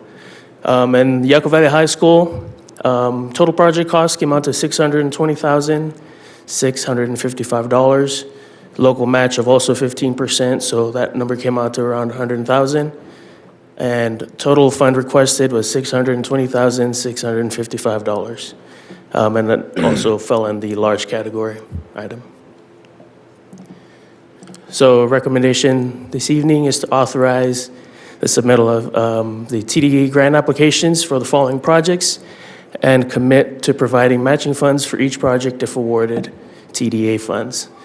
This is for the Yucca Valley Pedestrian Safety and Connectivity Enhancement Project for Yucca Valley Elementary School and the Yucca Valley Pedestrian Safety and Connectivity Enhancement Project for Yucca Valley High School. So I'll be happy to answer any questions following public comment. Victor, thank you for Thank that you. presentation. It was an excellent job. And I just want to reiterate for the record that while we're recommending the council authorize the submittal, the application already has been submitted. And that was done due to the deadlines, canceled council meetings, schedules, et cetera. But staff believed that both applications were consistent with town council's strategic priorities and the council's desire to continue to deliver modernized infrastructure in this community. So again, Victor had indicated that, and I just wanted to reemphasize that those applications have been submitted. Staff will be happy to answer questions following public comment. Thank you. Is there anyone in the public that would like to comment on this item? We have somebody.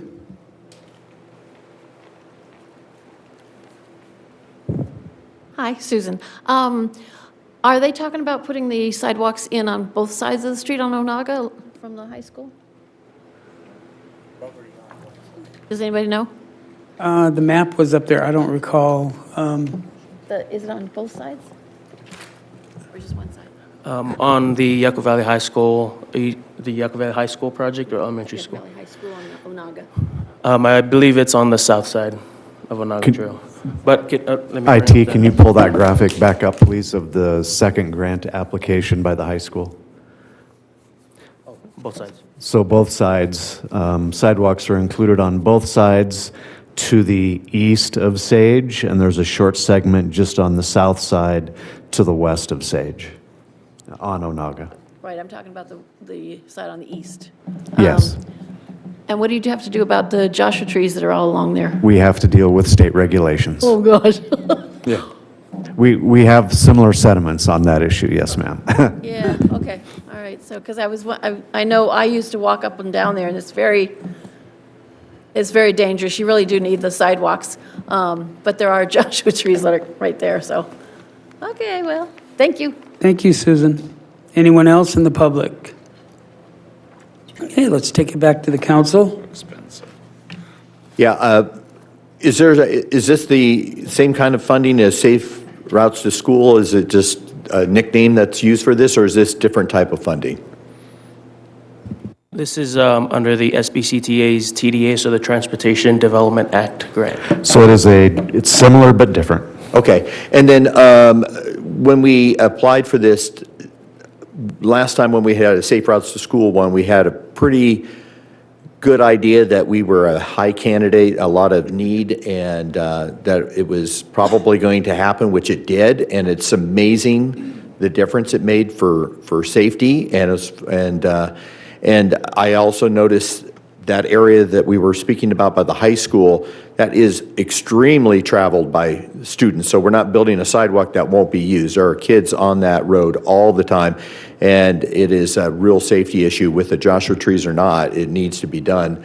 So I'm really glad, and I'm also really happy to see we're going to finish that sidewalk that we had started all the way down to where it tees into another street. So the staff did a great job identifying the best use of those funds in the highly needed areas. We see a lot of pedestrians on Santa Fe as well, walking out in the street or along the side. So those were very well thought out. Do we have an idea of where we are as far as scoring on this type of project and possible success? So these funds and applications for these funds are highly competitive. While we believe we have a very strong case on our applications, one of the difficulties that we can run into is that we don't have similar foot traffic volumes that the more urbanized areas do.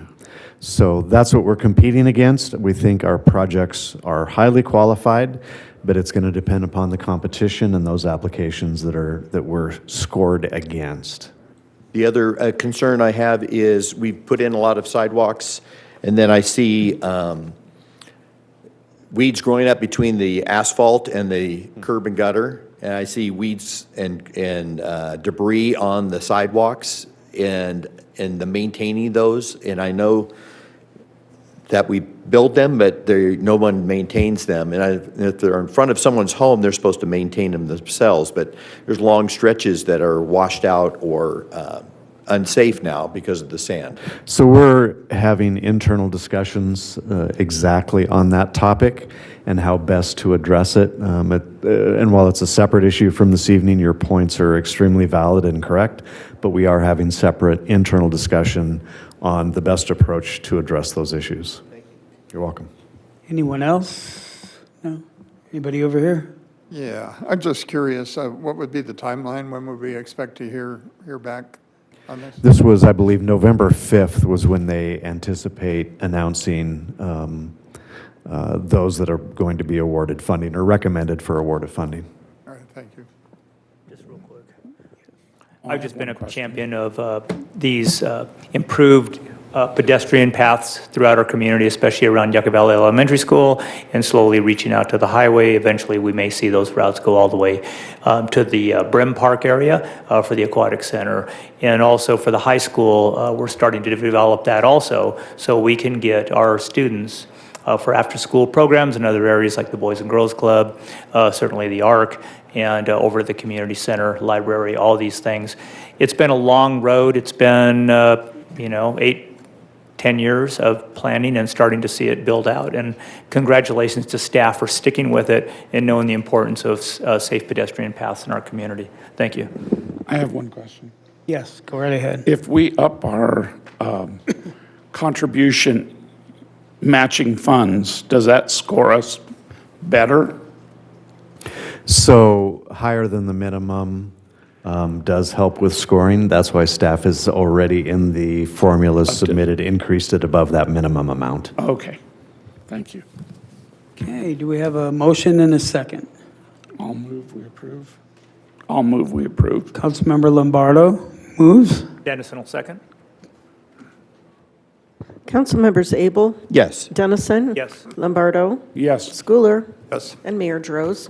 Yes. Now let's move on to item number 21. Nope, that was pulled. Oh, that was, okay.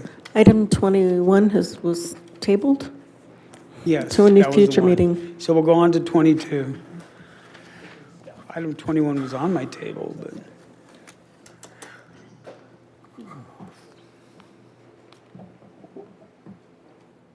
Good evening, Mayor and Council.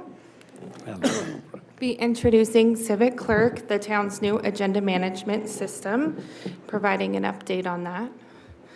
The recommendation before you tonight is that the Town Council receive and file this report introducing the implementation of Civic Clerk, the town's new agenda management system, which will go live for the Planning Commission's August 26th, 2025 agenda cycle.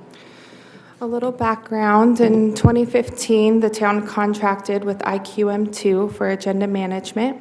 It was later acquired by Granicus, and the service continued under them.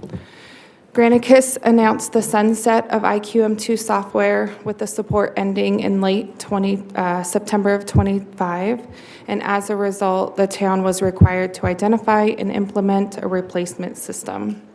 On January 21st, the Town Council approved Civic Clerk's proposal and authorized a 2-year agreement. Civic Clerk was selected after a review of multiple options.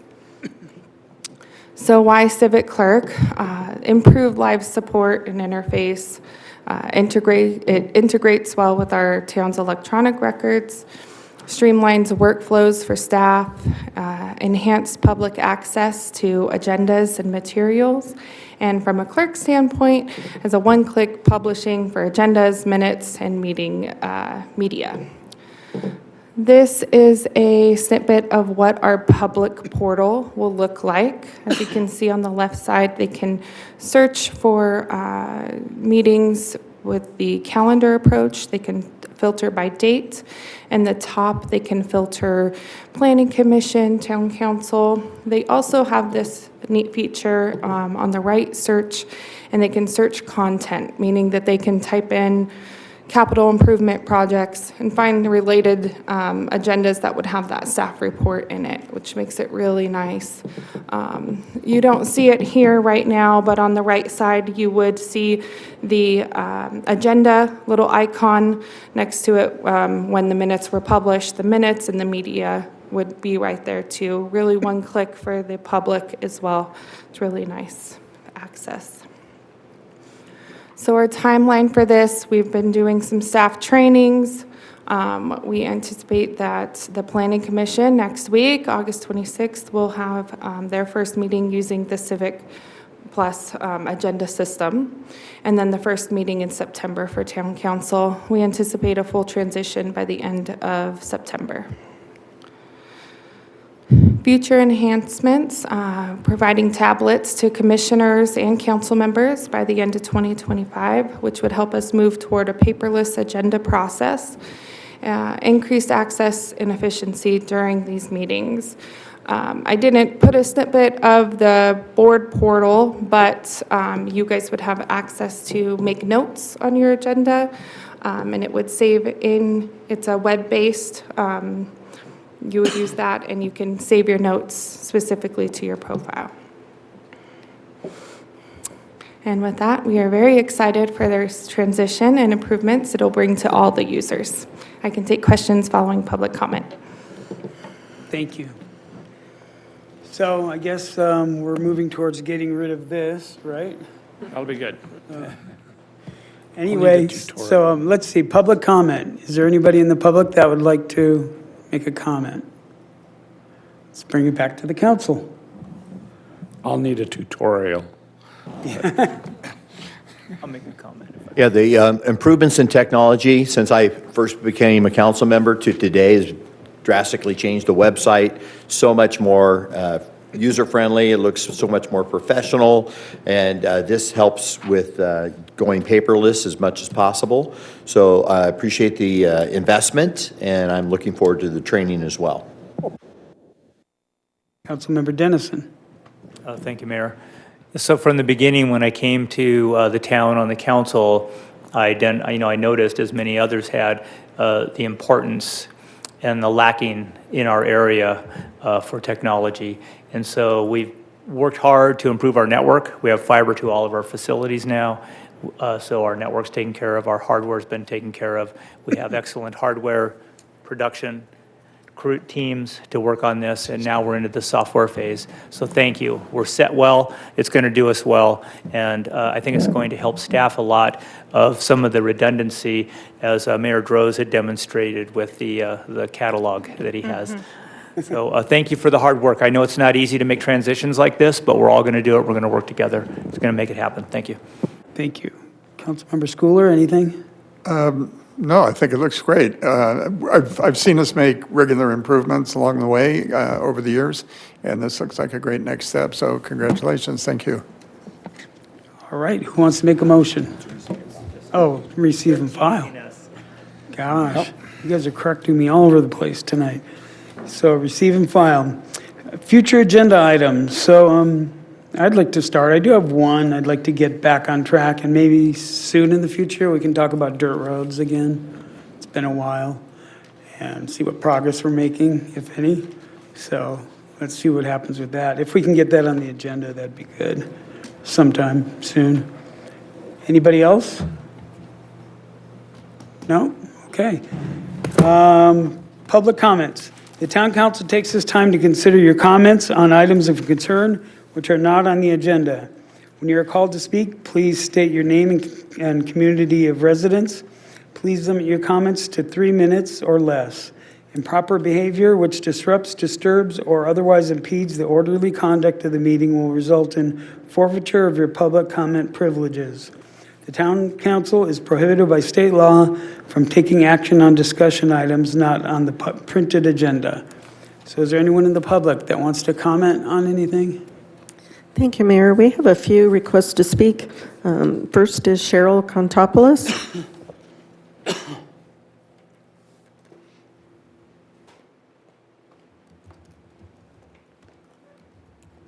Howdy, staff, council, captain.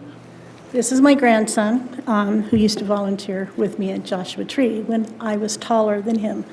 I'm only going to address a few things that are not on the Thursday agenda, and I know I can speak for public comments then as well. I want to point out there's been 68 people who have spoken since February about the shelter, some of them more than once, like me. Of those 68 people, they represent every community that the shelter services. And I know 4:30, and I know it'll come up on Thursday, is a difficult time for a lot of people, so I want to acknowledge the people who have consistently come here on Wednesday, since February. Back to volunteers, since it's not on the agenda. I haven't seen a notice yet, and I don't know where that stands, but I was kind of hoping that we could fill out the applications and then the vetting process and the background checks and everything that have to be done, so when the program is ready, it can hit the ground running, but it's not on Thursday's agenda. Back to Howdy and the no animal left behind. I haven't seen assurances yet or in the plan deliverables that addresses how that won't happen again. I recognize more than one person is now reviewing, but how did the situation come up? It's not just reviewing the behavior. And then the behavioral analysis also needs to be in that plan as a deliverable, and it's not there. Because it's not just having experience with an animal and being able to figure out their aptitude or their propensity not to like other dogs. It's training. And when we were looking at the training under the public records, there wasn't any training for behavioral analysis. One person had training for euthanasia. On the deliverables, it would be great to know a name and contact. Other than Shane or Curtis, if it's you, that's great. But of all those deliverables, because people have questions, and I know it ends up getting spread around, if it's somebody on council, Drost or Schooler, that would be great. I think that would be helpful because that's part of the communication. I also want to encourage people to please donate blankets, towels, and toys. There pretty much aren't any there. And I had put something on social media, but I hope everyone hears this, does that. He will be volunteering at the museum in 1 year, but he has 5 years to wait for the shelter. Thank you. Thank you, Cher. Next is Susan Walls.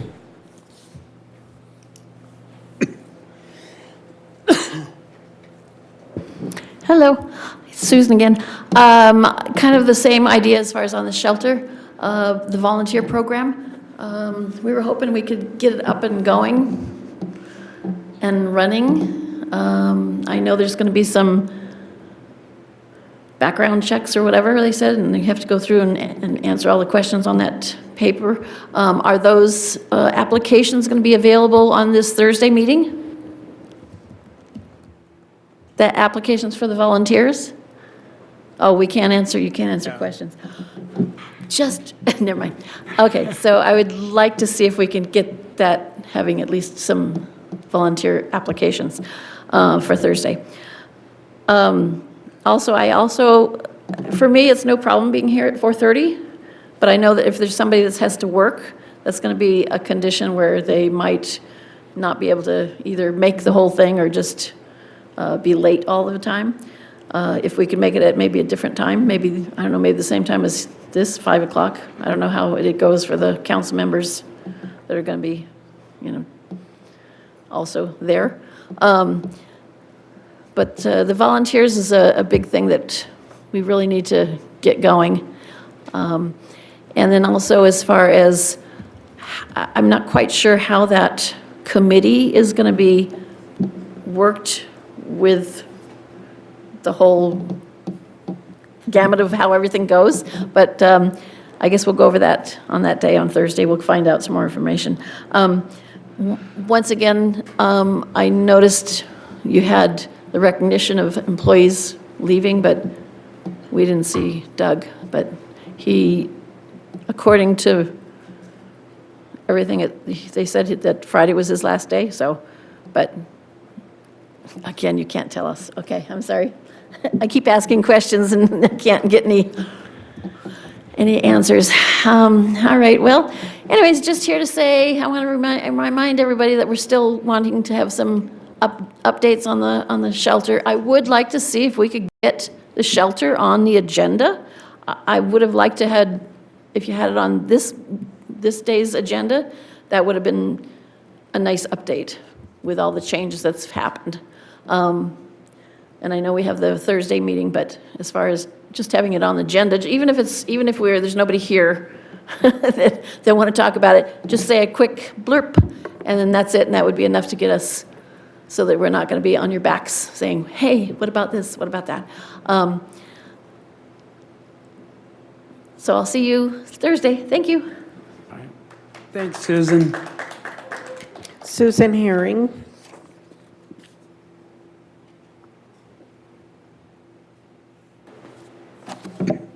Thank you, Susan Herring, Pioneer Town. We look forward to the first Animal Shelter Operating Committee meeting this Thursday. Thank you so much for that. That really means a lot to the community. There has been some initial feedback that the 4:30 p.m. is interfering with people that work. I noticed some of your other committee meetings start at 5:30, 6 o'clock p.m. Hopefully that would be consideration somewhere down the line for future animal shelter meetings so that everyone from the community that can participate that wants to. And of course, the real key questions that we're going to want to know, and we didn't see it on the agenda, is who's going to be managing the shelter? Who's the interim person? is there a plan for someone other than the town of Yucca Valley to be operating that shelter? Those are all questions that this community is talking about big time. And the other questions that we didn't see on the agenda is give us updates on the software program.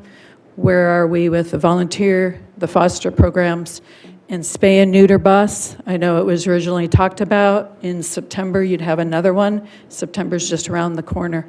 It's really, really important that we as a community, the shelter is on the forefront of implementing that spay and neuter program to help on the back end. So hopefully that doesn't get sidelined. Thank you so much. We look forward to seeing you on Thursday. Thank you, Susan. That's all I have. That's all? Anybody online? Yes. Yes, Mr. Mayor. We have two individuals online for comment. First off, we have Greg Drentron. I've requested you to unmute. You have 3 minutes to speak.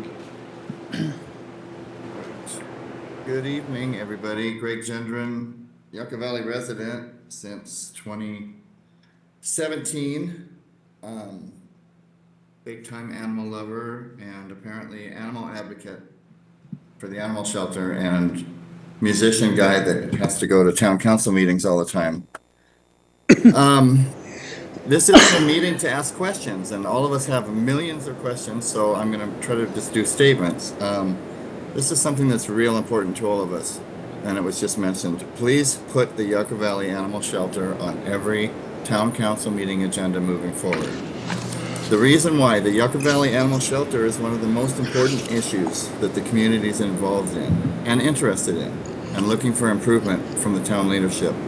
It's the majority of the audience at every town council meeting for the last 6 months, and it's usually the only thing discussed at the end during public comments, where we each have 3 minutes to share our concerns.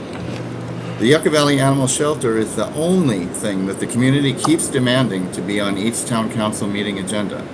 The community is keeping the Yucca Valley Animal Shelter under a microscope to keep progress transparent for the proposed changes for improvement. The role of the town council is to represent the interests of the residents of Yucca Valley and make decisions on behalf of the community. Mayor Droz, you and all of the other town council members work for us, the community. Mayor Droz, your job specifically is to be the voice for us, the community. The community has politely requested numerous times that the Yucca Valley Animal Shelter be on all future town council meeting agendas until all operational review action items have been put in place and are showing positive change in results. Put the Yucca Valley Animal Shelter on every town council meeting agenda. The other thing I want to bring up is, Mayor Droz, you have always told us to text you. You're so easy to get a hold of. You're so easy to talk to. And, you know, I know you're personable and I want to like you. But I'm really discouraged by texting you on Sunday asking who's in charge of the shelter. You know, who do we talk to about an urgent matter? I don't know if you guys can see my picture there. It's a dog that was on the euthanasia list. There's a woman that didn't see her until Sunday. Was desperate to get her. I wanted to find out what we could do. I wanted to find out if the dog was still there, if we could get her out, and without reading everything verbatim, you know, I said, I'm asking for your assistance, blah, blah, blah. At the end, I ended it with, this is an urgent matter. Can you please help us facilitate the rescue of Lady, the dog? Your response was, hi, Greg. Sorry I can't help today. I have too much going on. They'll have to call the town on Monday.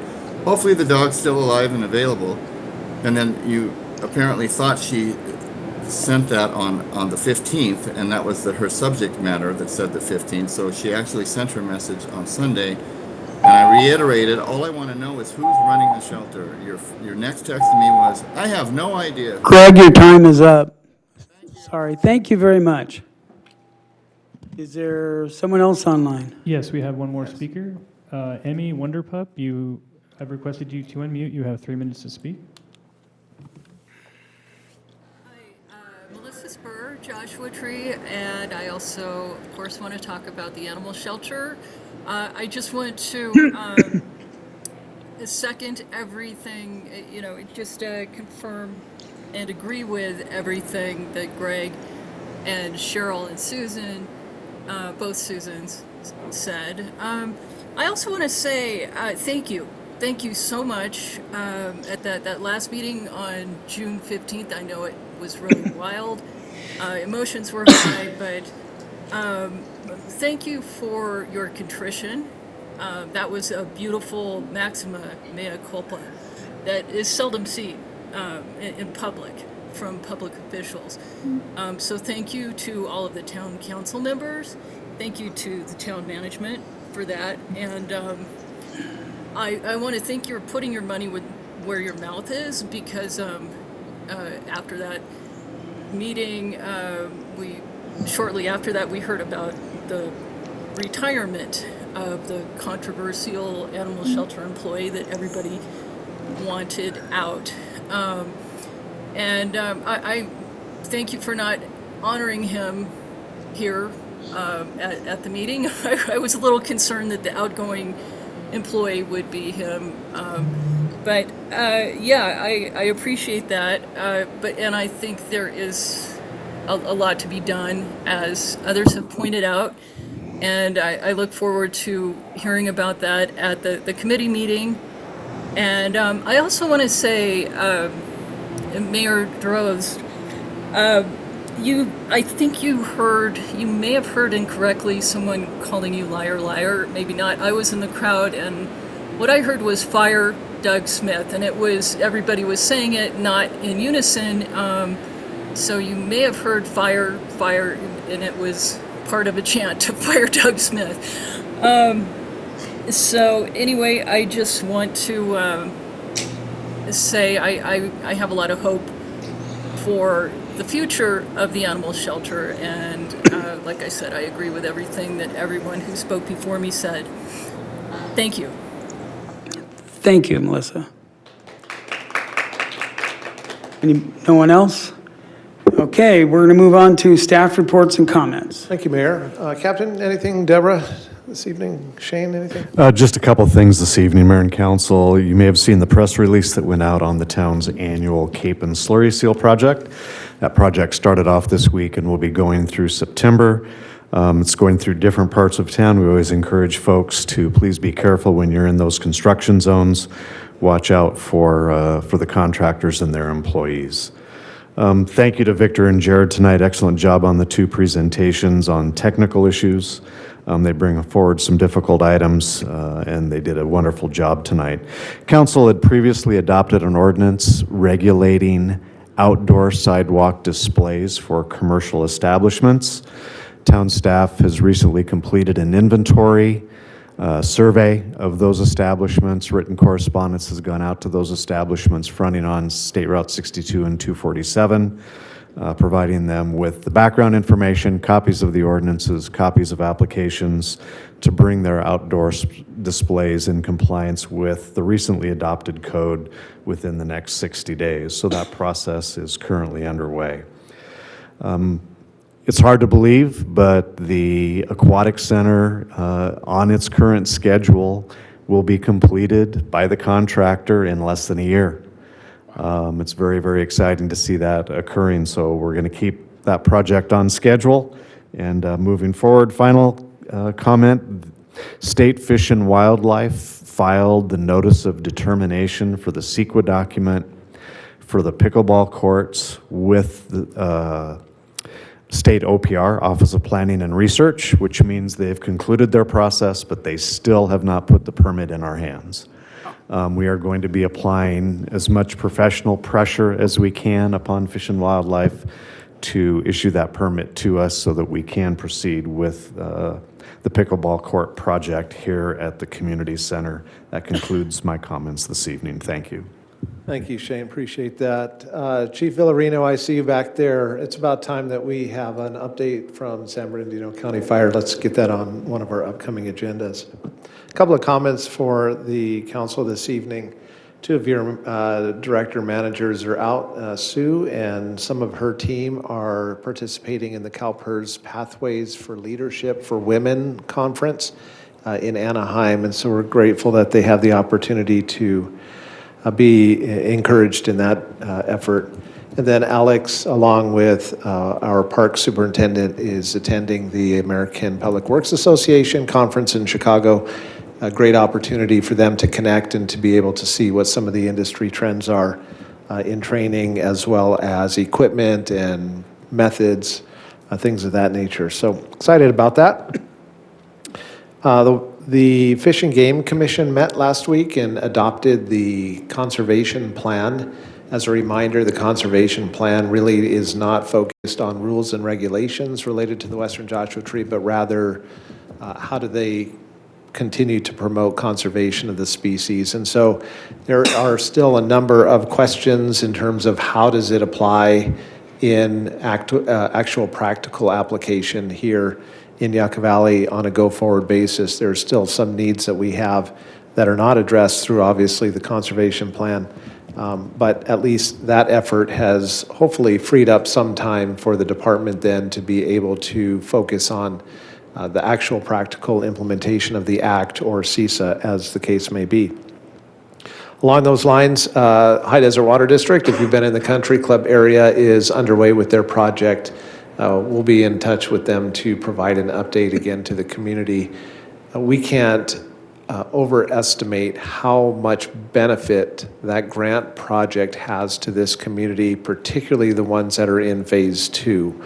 The cost savings, the way that it's being structured with the ability to include the private party connection as part of the CEQA documentation, the Western Joshua Tree mitigation, all of that is really beyond anything that I thought would have been possible. So super excited about that for the residents of this community. Lastly, it's back to school, and so appreciate the council's support for our public safety partners, making sure that kids are getting back and forth safely to school as those traffic patterns continue. That's all the comments this evening, Mayor. Thank you. I do have one other comment. Obviously, we have our, I do want to highlight, we do have our first Animal Shelter Operating Committee meeting on Thursday at 4:30. The council will, the committee members, that's Committee Member Schooler and Committee Member Droz, will be taking care of a number of the administrative aspects of that. And so that will be a great opportunity for the community to really engage in a workshop setting on many of the questions that came up. So we're excited about that. Look forward to seeing that move forward. Thank you, Mayor.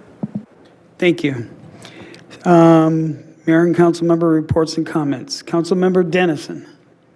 Thank you, Mayor. So first, I'd like to give a shout out to Chris and Debbie Gubler. They've been a cornerstone of our community for a long time. While their residence and their business is in Landers, they've been wonderful. They attend all kinds of functions. Chris is a great auctioneer, raises plenty of funds. Well, not plenty, a lot of funds. There's never enough for some of the challenges that we have in our community, but a lot of funds, as the mayor had pointed out. He kept going on to more and more digits, which is a wonderful accomplishment for them. I just want to shout out, they've been a big part of my life, my kids' life, helping in many ways in our community, so I'm very thankful. It was good to get an update, as Councilmember Lombardo requested, from Tim from the airport, Tim Lewis. So that was good to hear that they're still working hard. It's a challenging job over there, but they're sticking with it. And someone I've known for their whole life is Ryan. So Ryan Scott, thank you very much for everything you do for us, and I know you'll do fantastic. Back to college again. You have so much to offer in the future, and I just look forward to seeing where you end up. I know you'll be successful, and thank you for giving us so much of your time and making a difference. And you're very humble, you know that? You're so smart, and you're very humble. So carry on. One last thing that I have, I don't normally wear T-shirts to meetings, but I wanted to recognize 1 week ago today there was a horrible accident on 247. And it wasn't the first one. There was another one about a month prior to that also.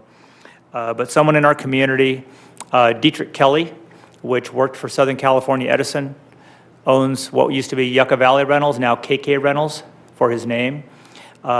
He's a hard-working person in our community. He is recognized by many people as being a cornerstone in our community, but he's really, he's a husband, he's a father, he is a family person, and one thing I hear across the board when people meet him, everyone says, oh yeah, if you've met him before, you're his friend. And that's the kind of guy he is. I've met him many times over the years, but I got to meet him about 6 or 7 years ago at King of the Hammers through another friend of mine, and since then we've always gotten along great, and he always seemed to be just like that, like he's a friend I've known my whole life. But I always thought of him as a rising star in our community. He was his philanthropy was great. He helped a lot of organizations with his resources. He'd come out, he'd help. He'd put a shovel in the ground, help you dig a hole. He had heavy equipment. He would donate it to a lot of projects throughout the town. So it was a result of an accident on the highway, and he was tragically killed. And there was another person, Billy Adams, that came by to give him a hand with something that he was doing on the side of the road with one of his heavy trucks loading equipment. And he was also critically injured and is still in hospital fighting for his life. So just kind of prayers for the rising star of Dietrich Kelly and Billy Adams, and of course their family and their friends. He will be missed. I looked at this young man as someone that would make a difference in this community for years to come. I really, really did. And so that's all I say. On the back of this shirt's in loving memory of Dietrich Kelly, so you can kind of know what happened. There's all kinds of stories on the internet. You can figure out what the circumstances were, but a tragic loss for our community. And with your consideration, Mayor, I'd like to end the meeting tonight in the name of Dietrich Kelly in his memory. Of course. Thank you. And next is Councilmember Lombardo. Pretty much ditto of a lot of those things with Chris and Debbie Gubler. They were the perfect pick for the Spirit of Yucca Valley. They have been involved in so many things for a very long period of time and have been a great example to other members of our community on how to be a good community member. Congrats to Megan Ripley for the PPRC. And I want to remind everybody that school is in session, so be aware and drive safely. For Ryan Scott, congrats, go on to college, do well. Always report back to your family here at Yucca Valley. We want to know of your successes, and we truly wish the best for you. What else here? On the sad note of Billy Adams and Derek Kelly passing, it's just tragic things like that happen, and hopefully we can do things to improve our community that make those things less common. And improvements on the highway and those types of things are important, and that's something that is important to keep in mind and consider. It's a tough thing when you lose people that are so involved in the community and that sort of thing. Lots of people knew them, and I didn't know him directly, but I had rented equipment from them, and I have friends who were business partners and worked with them, building things in and around town, and so it's sad to see that happen. Other than that, it sounds like we got a lot of great projects going on. I'm looking forward to seeing what happens at the Thursday meeting for the animal shelter. I want to see that take shape and some changes there that will be significant. I was happy to hear about the airport update that was given. It's a concern of mine that we keep that airport functioning and improving so that we can have a safety line in the need of emergency services and that sort of thing in the future, and provide a place for others to come and visit Yucca Valley via airplane. It's always been a fun thing in the past for me. That's it. Have a good night. Thank you, Mayor. Thank you. Councilmember Schooler. Okay, I'm pretty excited about the projects that we have going on. The pool, it's amazing that within a year we can have water in that pool and have people in that water. So that's been such a long time coming. We got to have a tour of that project, and it's very impressive. The contractors are doing what appears to be a great job as far as I can tell, but they seem to have it under control. They have vision and they're meticulous about what they're doing. It's just a real impressive project, and look forward to that continuing to progress. And also the sewer project over in District 1, the Country Club area. We went to the groundbreaking a couple of weeks ago, and right away they got to work. They're just doing a bang-up job. And what's especially impressive to me is the traffic control, because that's a lot of cars that go through that key intersection at Martinez and Camino del Cielo, and those guys seem to move the traffic through seamlessly. Your car gets a little bit muddy, but it's impressive how they are moving us through over there. I am looking forward to the animal control and meeting that we're going to have on Thursday, that committee, and I think it's a good step forward. We can track the progress that we're making over there and throughout the system, so we can monitor that and we can track that and we can report that. I did make a visit over to the Joshua Tree No Kill Shelter a couple of weeks ago and got a tour of the shelter from Wendy, and also Glenn Harris was there, and a good conversation, and I think there's ways we can even work together going forward. So I'm pretty optimistic about where we're going with all of that. Congratulations, Ryan, on moving on. I think it's been a lot of years since we've not had a member of the Scott family on town staff. So that's going to be a void here. You'll have to find a relative to send to us to apply. Also, congratulations to Megan Ripley. I've known her for several years, and she is highly energetic and highly committed to this community. I've seen her volunteer in a number of capacities, and I think she's an excellent choice. Chris and Debbie Gubler, very worthy of the recognition this evening. And of course, I'll add my condolences to the family and friends of Dietrich Kelly. And with that, I'll be done. Thank you, Mayor Pro Tem Abel. Yeah, all the best to you as you go off to college and so forth, and welcome back, and welcome back to the team. I wanted to thank everyone for being here tonight. I want to thank staff for dealing with contacting those merchants that have some outside displays. I know highway beautification is a top priority for our town, and I appreciate all your efforts and also addressing or looking into ways we can deal with sidewalks. Appreciate that. I do think that the council did a great job in developing a subcommittee. A workshop environment is so much more productive, much more free-flowing, not as constrained as a town council meeting where it's give and take and 3 minutes here and all that. I mean, the workshop is going to be much, much more beneficial for communication and answering all those questions you had tonight. And I do have a real hope that, or you'll find out real quickly how well our two council members are in listening and also explaining. And again, it needs to be a team cooperation of moving forward. We've already seen some great improvements.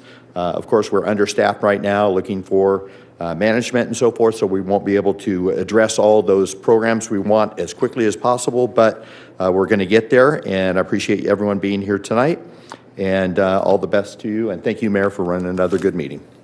Thank you. I just want to congratulate Chris and Debbie again, the Gublers. I've actually sung karaoke with him a few times, so that was pretty fun. No, either was I. And as far as Ryan, I've never sang karaoke with him, but congratulations. So, yeah, let us know how you're doing for sure. Let's see, I'm excited about the new committee also for the animal shelter, so we'll be doing that this Thursday at 4:30. And we had a really great soda with the mayor this morning. It was very interesting. We had Shane from Southern California Edison talking about Edison and your electric bill and why there are power outages, and it was really interesting. And Cher was there with her grandson, and that was great this morning. So I guess that's about it. Before we close the meeting, well, let me read this. The town council meeting of September 2nd, 2025 has been canceled due to a lack of a quorum. The next regular meeting of the Yucca Valley Town Council will be held Tuesday, September 16th, 5 p.m. right here in the Yucca Room. And I'm going to let Councilmember Dennison bang the gavel. Close the meeting in memory. Thank you, Mayor. Just as in memory of Dietrich Kelly, and remember that life is short, and hug those that you love and keep them close to you and share the love with others too. So tonight we're going to close the meeting in his memory and his love for his family and our community.